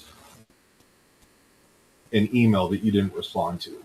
This is not only do we know the guys, but their families and stuff like that. So it kind of takes on a whole new, like you said, you build that rapport and you have that trust, and a Mhm. lot of it goes into things. And I never forget a team sergeant came to me and he says, never underestimate the power and the influence that you can have if you build rapport. And that Mhm. was that stuck with me as a 21-year-old kid. Mhm.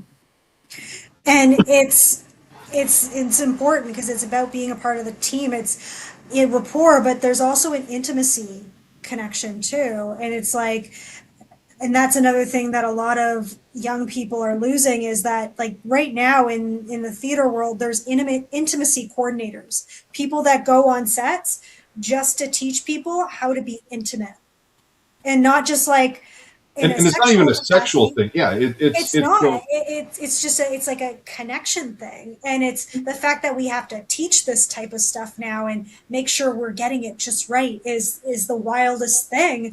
But we're and because I'll even draw on building intimacy through challenging times.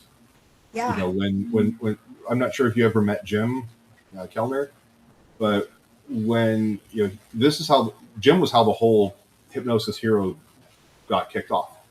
Mm, It started off as like a Friday night live, then it moved into he's developing an app. Then I got voluntold that I'm going to co-host, and then Shawn comes in and all this stuff. So he puts all these wheels in motion, and it's like, okay, yeah, we've got the conference. I meet Shawn, I meet Grant, and then the following, what was it 9 months later, Jim died just out of the blue, unexpectedly, and I get to go make these phone calls.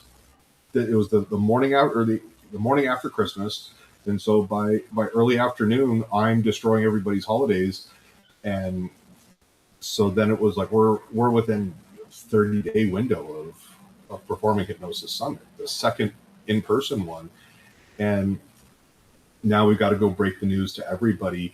And so that next conference was like almost like a homecoming and a family reunion type of a thing. And you really, you know, that like I said, the intimacy was built because, you know, we cried on each other's shoulders. We laughter and tears, sharing stories, all of that stuff. And then it also forced us to kind of come together as a team and go, right, what the hell did Jim do? Where did he put all this stuff? We don't know anything about what's going on.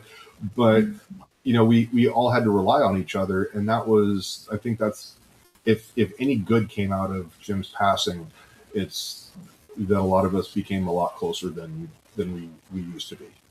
Yeah. And it's, you know, death can really, truly, there's a beauty in that. And that's one thing I've really discovered, because I had a similar situation with my grandfather when he passed. This was, 14 years ago. That Christmas, we all got together and we sat in a circle as a family and we connected in ways like we never, like it was a special Christmas and we really truly connected. And it brought everyone closer. And as sad as it is, it really does bring community. Mm-hmm. And there's, you know, and it really is, as terrible as it is, it can be also a beautiful thing as well. Yeah.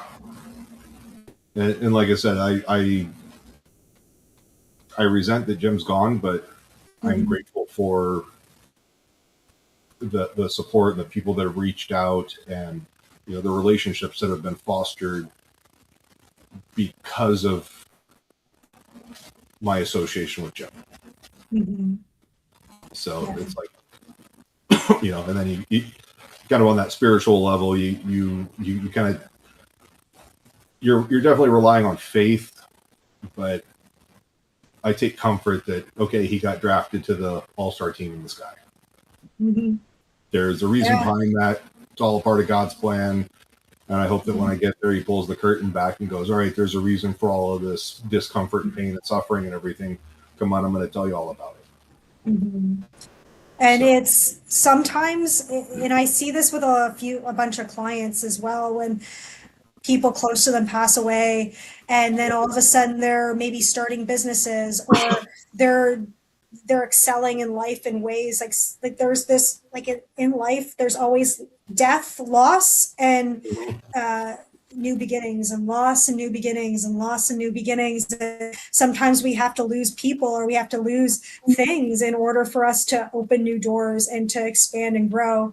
Like I've always, I remember telling one client, it's like, if I had to pass away for somebody else to have a greater life, like, wouldn't that be a beautiful thing? And that's really, truly trusting the universe. And that's where the gratitude is at the end of the day. And even though that we can get all scientific with hypnosis and NLP and all this amazing stuff, there is always a spiritual element to it. And there is always connecting to that higher power, whatever we believe in. Mm-hmm. Oh, for sure. Mm-hmm. And then Becca's going to make fun of how we talk about data. I prefer to call him Mr. Data. Yeah. You know, I think that, again, exactly what you just said, there is people don't realize just how cyclical life can be. You know, there's you know, success, there's loss, there's, you know, opportunity, and then there's success, and then, you know, it just keeps going and going and going. And depending on the door that you step through or the closet that you open, see that call back, everybody? Yeah. You know, depending on how you present yourself, you are going to find that you know, things maybe aren't as bleak as you know, you once thought. Yeah, losing Jim was a shock, but out of that has grown Performing Hypnosis Summit. It's connected a lot of people together that normally Jim was always considered the guy who connected everybody, but now we're connecting on our own, and working to continue to expand who we meet, who we know, so on and so forth. And the podcast, I remember Jim when he started it. He was so happy that, oh my gosh, I started this podcast thing. Da, da, da, da. I have no idea what I'm doing. And even back then, when he first told me, it's like, well, Jim, if you want some help, tech guy, I can help you. And it was probably a good year of Jim and Brian alone. And we got to an episode where nothing was working for them. After that, I said, Jim, bring me on. I don't even have to be on the screen. I can be behind the scenes. Yeah, Shawn was like, I don't want people to know about this. Don't be associated with YouTube, but Yeah. And then next thing I know, I'm on screen, and then and now Shawn's running the show. So if well, look at all the little blessings then. Like, that's a beautiful thing. And here we are. Does anybody know what episode number this is? Would you believe 110? Wow. Oh, wow.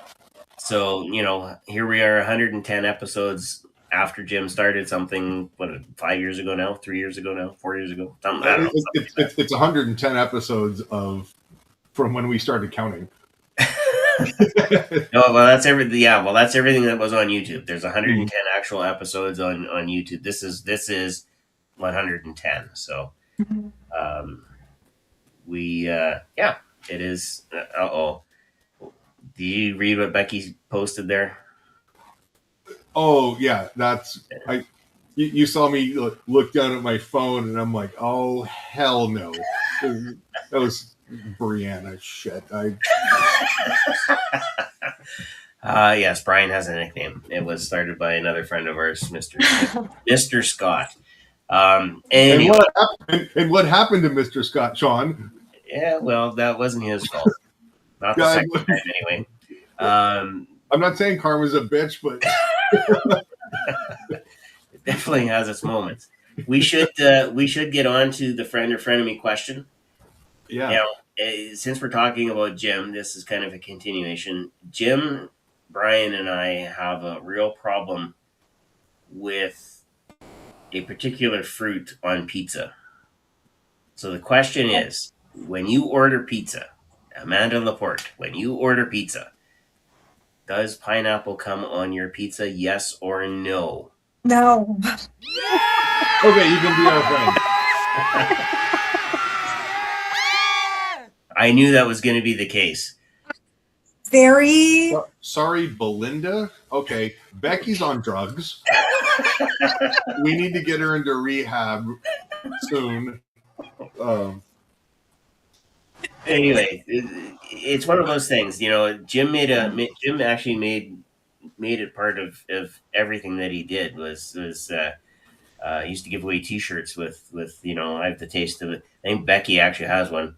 Yeah, she's the first one. Taste of a junkyard dog because I like pineapple on pizza. Like that was Jim's style of sense of humor and whatnot. Oh, pineapple on pizza was just full on blasphemy.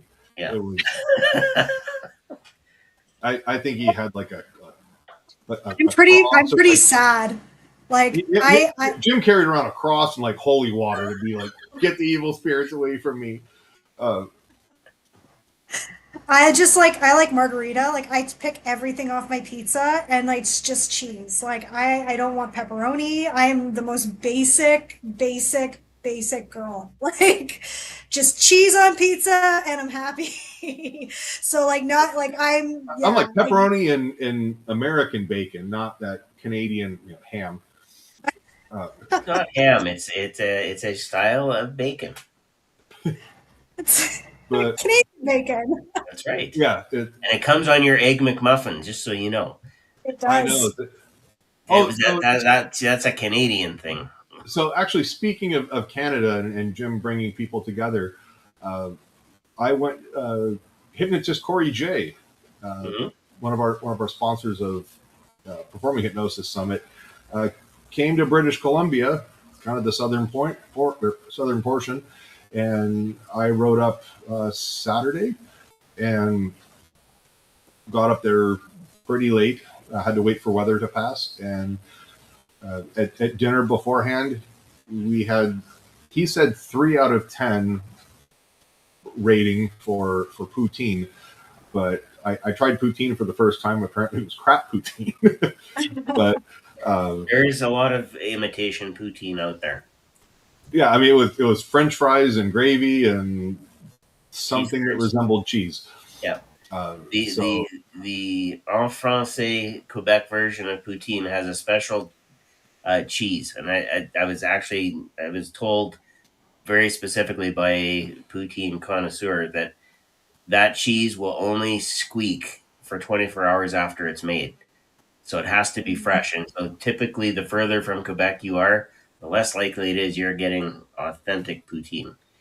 And the gravy has to be duck fat gravy, otherwise, it's not poutine either. So, I mean, the French fries and gravy sound amazing. No issues with that. It's when you say cheese curds, I'm like, is that cheese that went bad?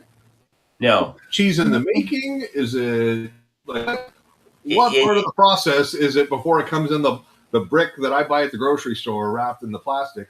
it would be that they haven't formed it into a brick yet. Okay, so it's still malleable Yes. cheese. Okay.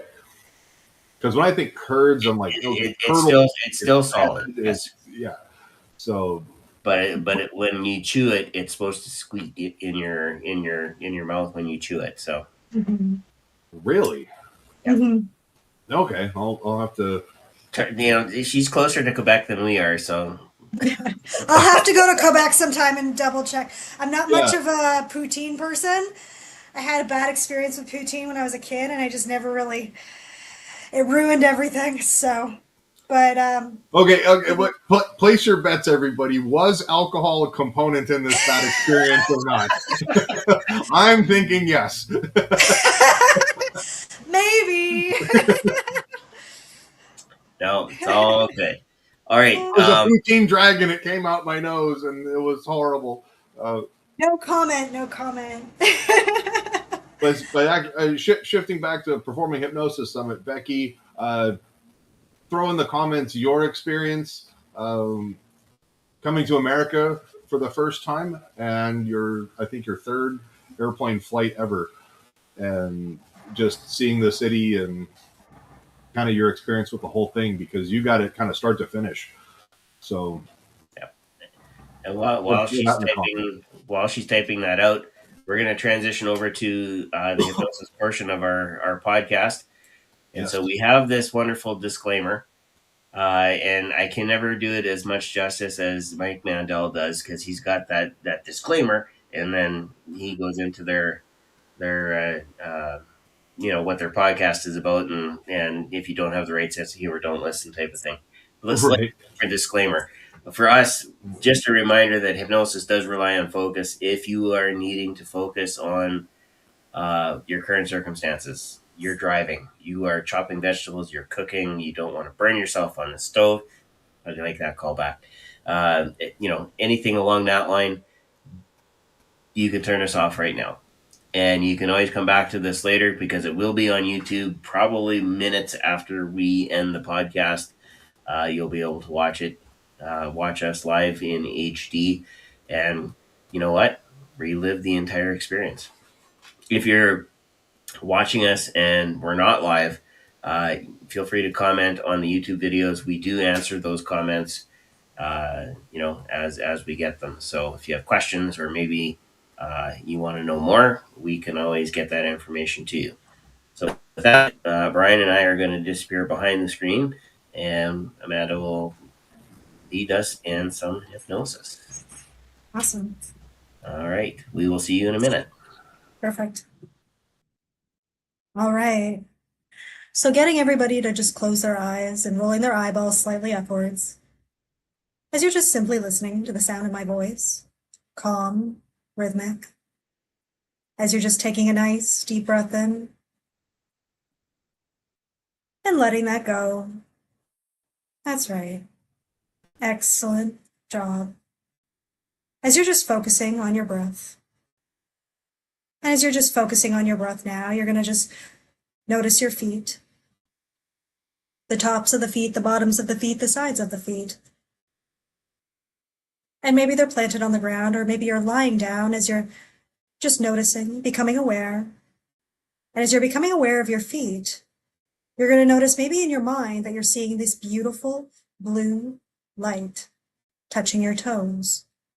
And as it's touching your toes, you're going to notice that all the muscles in your toes are beginning to relax. Relaxing now. As that beautiful blue light is now moving up to the bottoms of your feet, the tops of the feet, the sides of the feet. Completely relaxing all the muscles in your feet. As you're just taking a nice deep breath in. And letting that go as that relaxation sensation, that beautiful blue light is now moving up your ankles, your calves. You see, the calves are a very interesting place, you see. A lot of people store a lot of tension in their calves, and maybe you're one of those people. So as you're just relaxing your calves now, letting any tension just melt into the feet, into the floor, or into the surface that you're lying on. Letting that go as you're taking another very deep breath in. And letting that go. As that relaxation sensation now is moving up your knees, the tops of the knees, the bottoms of the knees, as if your knees are just floating in outer space. Relaxing the kneecaps, the knees now, as you're noticing that beautiful blue light, that relaxation sensation now is moving up your thighs. Relaxing the left thigh, then the right. As you're taking another very deep breath in.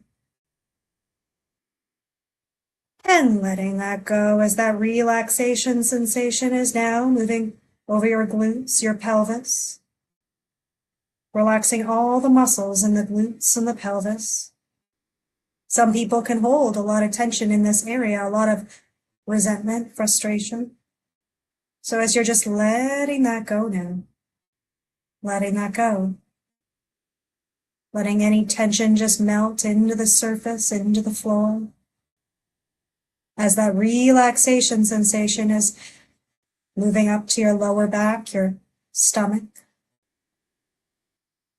The stomach's an interesting place. You see, it's a place where we can hold a lot of emotions. Maybe you're feeling that sense of butterflies. Maybe you're feeling a certain emotion of discomfort. So what if you can just allow yourself to calm those butterflies in your stomach? A lot of the times the stomach knows things before the mind can even really register. So as you're just allowing the stomach to really relax now, relaxing all the organs, as you're just taking another very deep breath in, and letting that go as that relaxation sensation now is moving to your upper back, your chest, feeling the air moving in and out of your chest. As you're just allowing yourself to relax all the muscles in your chest area, your heart rate slowing down to a comfortable pace. As you're moving that beautiful blue light, that relaxation sensation now over to your upper back and to your shoulders. You see, a lot of people hold a lot of tension in their shoulders. Maybe you're one of them. So as you're just allowing all that tension to simply melt away, relaxing all the muscles in your shoulders now, as if you're taking off a very heavy, heavy backpack. Taking that heavy backpack off and leaving it behind you as you're just watching yourself in your mind walk away, as you're allowing all that tension just to simply drift. As your shoulders are relaxing even more now, even more, as that relaxation sensation is moving down your arms, your forearms, your hands, your fingertips, loose, limp, like a rag doll. And you know that you can move your arms at any time or any place, but there's just simply no need. Simply no need, as that relaxation sensation is now moving up your throat, your jaw, relaxing all the muscles in your throat and your jaw, allowing the teeth and the lips to slightly part, the tongue, the top of the mouth. As that relaxation sensation, that beautiful blue light is now moving over your head, the crown of your head, the top of your head, your forehead, relaxing all the muscles in your forehead now, your eyes so heavy, heavy with relaxation, your cheeks relaxed. As you're just so relaxed from head to toe and toe to head. So relaxed from head to toe and toe to head as you're now going into your imagination. Going into your imagination now as you're just looking down at 10 steps, looking down at the most beautiful staircase you've ever seen, looking down at 10 steps. And with each step is another level of relaxation. So together we're going to go down, starting with 10. So relaxed from head to toe. 9, your mind may drift and wander, but it always comes back to the sound of my voice. 8, your body heavy, heavy with relaxation. 6, 5, relaxing even more.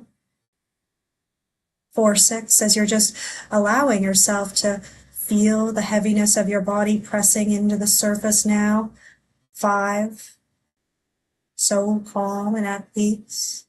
4, relaxing even more. 3, the chatter in your mind just turning down, down, down.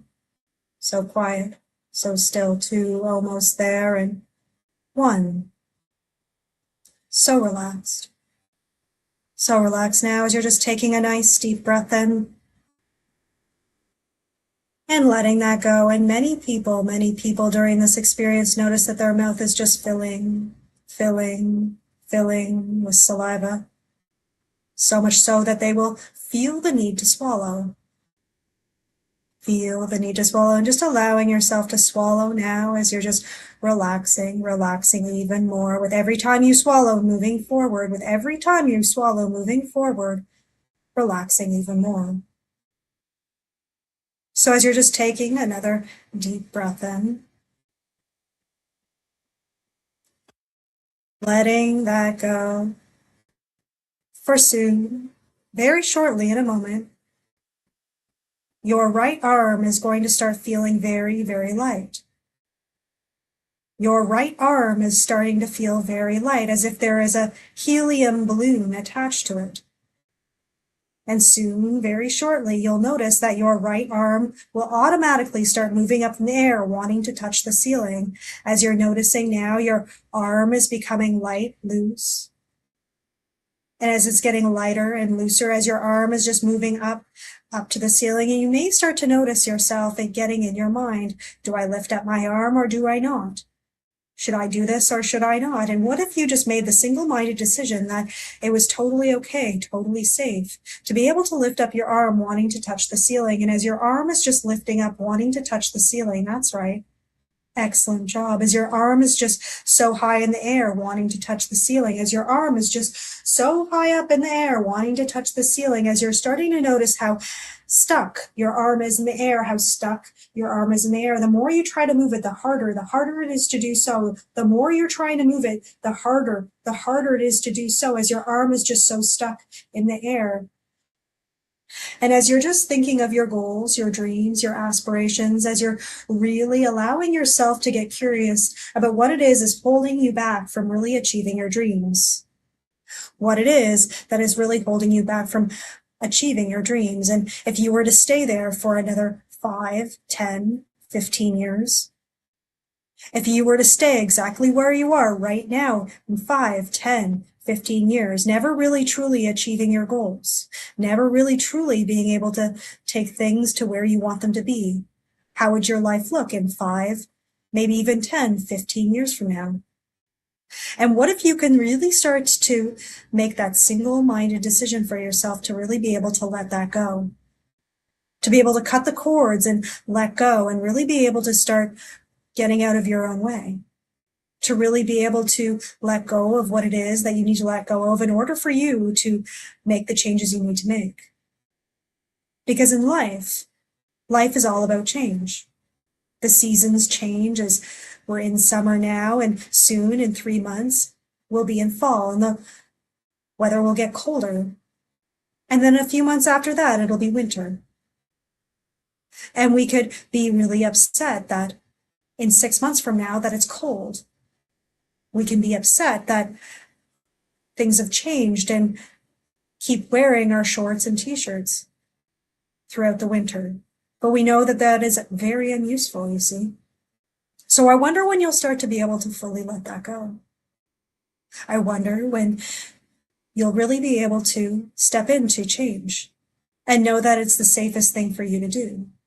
So when you're really, really ready to make that single-minded decision for yourself to really be able to let that go, to really be able to step into change, to be able to do what you need to do in order for you to take the next step, to open the next chapter of that book. And when you're really ready to make that single-minded decision for yourself, your arm will only go down as you're ready to make that single-minded decision starting now. So as you're just breathing, relaxing, allowing your arm to move down as quickly or as slowly as it needs to in order for you to really be able to make that single-minded decision for yourself, to really be able to step into that change, to really be able to do what you need to do in order for you to secure your success. That's right. Excellent job. So as you're really ready to open the book to the next chapter, to really be able to create the change you want to create in your life, as you're just taking a nice deep breath in and letting that go as you're just relaxing even more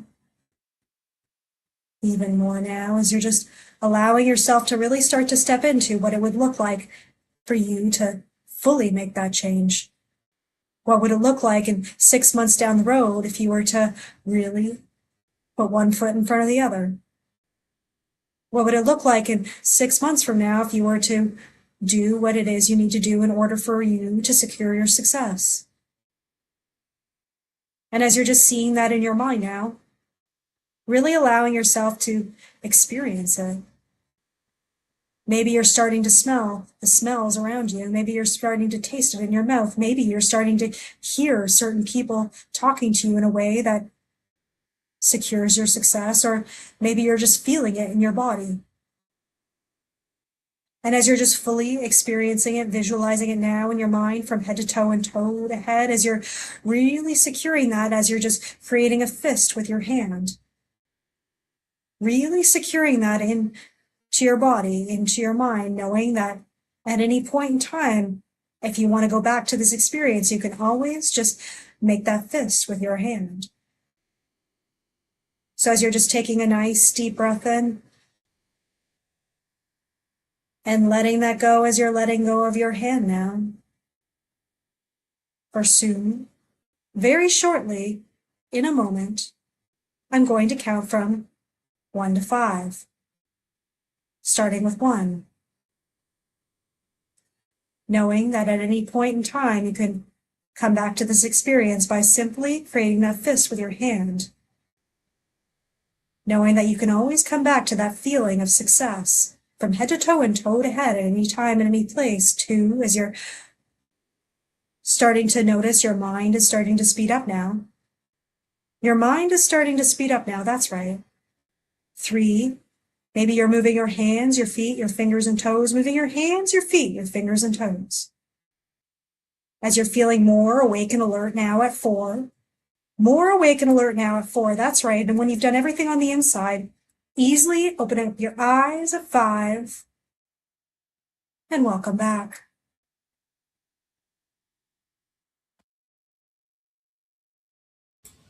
All right. We'll give you a moment to come fully back into the room. Let us know how that was for you.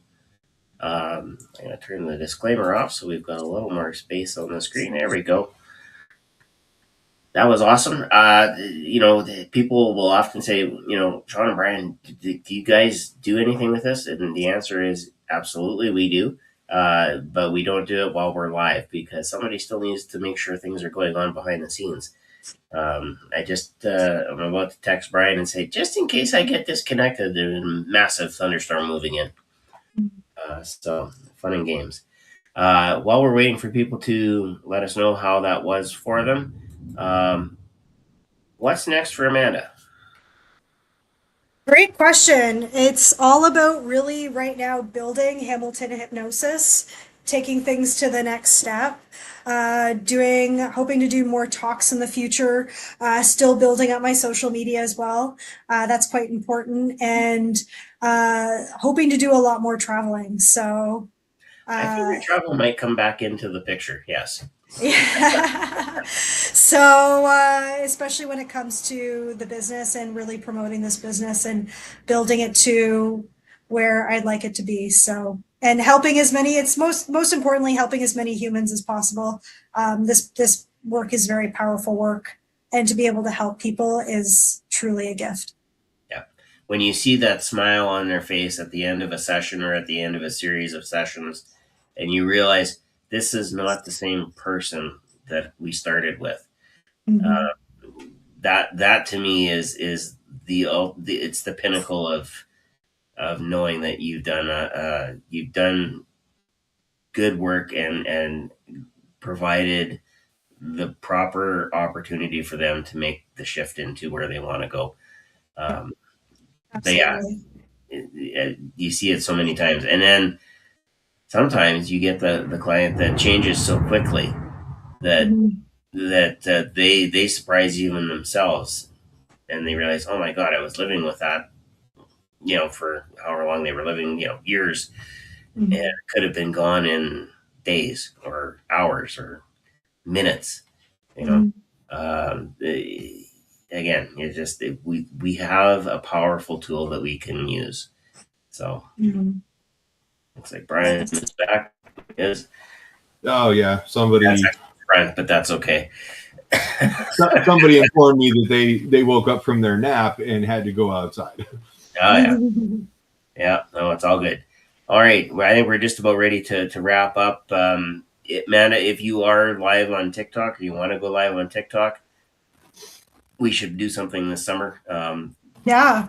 I've got I actually have time during the summer to go live, and throughout the day. So, uh, It's like dare I pick this and have us go on for another 40 minutes? But are there any tips or tricks or perhaps a presentation that you might want to give in January on social media and kind of take us through where your social media was at versus where it's at now? Kind of the condensed Yeah. version. Yeah, I've definitely, so there was the month of May, I did take a bit of a back seat on social media, but I'm definitely bringing it back. But I made a decision at the beginning of the year. I wanted to post as much as possible. And I really, definitely from December of last year up till now, it's definitely built up to, it's fascinating to watch. Mhm. Going from, and my big thing too, one of my goals is to make hypnosis and NLP kind of sexy for the millennials and Gen Zs. And there's a few people doing it really well, but they're talking a lot about manifestation and some of that stuff's really cool. But to take it to hypnosis to that level would be really, really awesome. And I'm seeing more and more young people come this way and use it in a really useful way. So that really is one of my goals. Mhm. And social media has really helped in that regards. So especially with TikTok. So really building up my social media presence is important so that we're getting this great, like, what we were sitting on is gold. So really helping as many people as possible. So yeah. No, that's awesome. I love every bit about that. Where you're like, it's not money and recognition and this, that, and the other. You're like, I genuinely want to help people and try to make the Mhm. world a little bit of a better place. Yeah, and social media, especially for young people, is the way to go because young people they're on it all the time. And if you're gonna be if you and try to get young people's algorithms to really be able to watch this stuff, because there's so much on social media right now. You can put just about anything on it. And it's kind of like, if you're going to watch stuff on social media, you might as well watch good stuff. So, and being a part of the good stuff. So, I refuse to get a Snapchat account. Oh, same. I refuse as well. But I'll stick with TikTok and Instagram. So. Yep. And those two seem to have paired well nicely. People will often say, for your TikTok clients or people who want to get a hold of you, push them to your Instagram feed. Mm-hmm. So, you see, somebody just learned something. I don't know who, but somebody out there just learned something. Absolutely awesome. Again, I will get you some information about the Performing Hypnosis Summit. We should also, mention that you're now part of the family. So if you have something coming up, let us know. We are more than happy to promote it. We're more than happy to have you back on again. We'll get you scheduled, and if you run a winter marathon, and survive sliding down some of the hills and whatnot, and in December when you're running, let us know. Will do. You know what I mean. You know what I mean. And the whole thing about kind of working together is, people who are in your algorithm, in your viewers and fans and stuff like that, when they come and watch what we do, it adds to our viewership and things like that. So, we got folks that watch from all over the world, and they may not watch us live, but sometimes they're picking it up, tomorrow. So awesome. For some of them, it is tomorrow. Yeah. Time to go to bed, Becky. Exactly. All right, we will end it there. Thank you so much for spending a couple of hours with Shawn and Brian on the Hypnosis Hero podcast. Last word to you. Anything that you want to say? Anything that you want to leave people with as a final thought? It's with people, it's really asking themselves, are you in gratitude or are you in resentment? And how can you find yourself in more and more gratitude every single day? And to be able to really let go of the resentment, so you can really start living a more healthy, happy life. The more that you're in gratitude, the more that you're living the life you want to live. Yeah, I like it. All right, we will end it off there. Brian, take care of yourself out in the West. Yeah. You take care of yourself on the prairie. Yeah, well, I was while you were away, the thunderstorm has just blown in here. So, was I say, stay warm, stay dry. Stay dry would be the key. Yes, for sure. But for everybody else, take care, stay well, be awesome, and we will see you on the next Hypnosis Hero podcast. Stay free, guys. Good night, everybody. Thank you. Bye.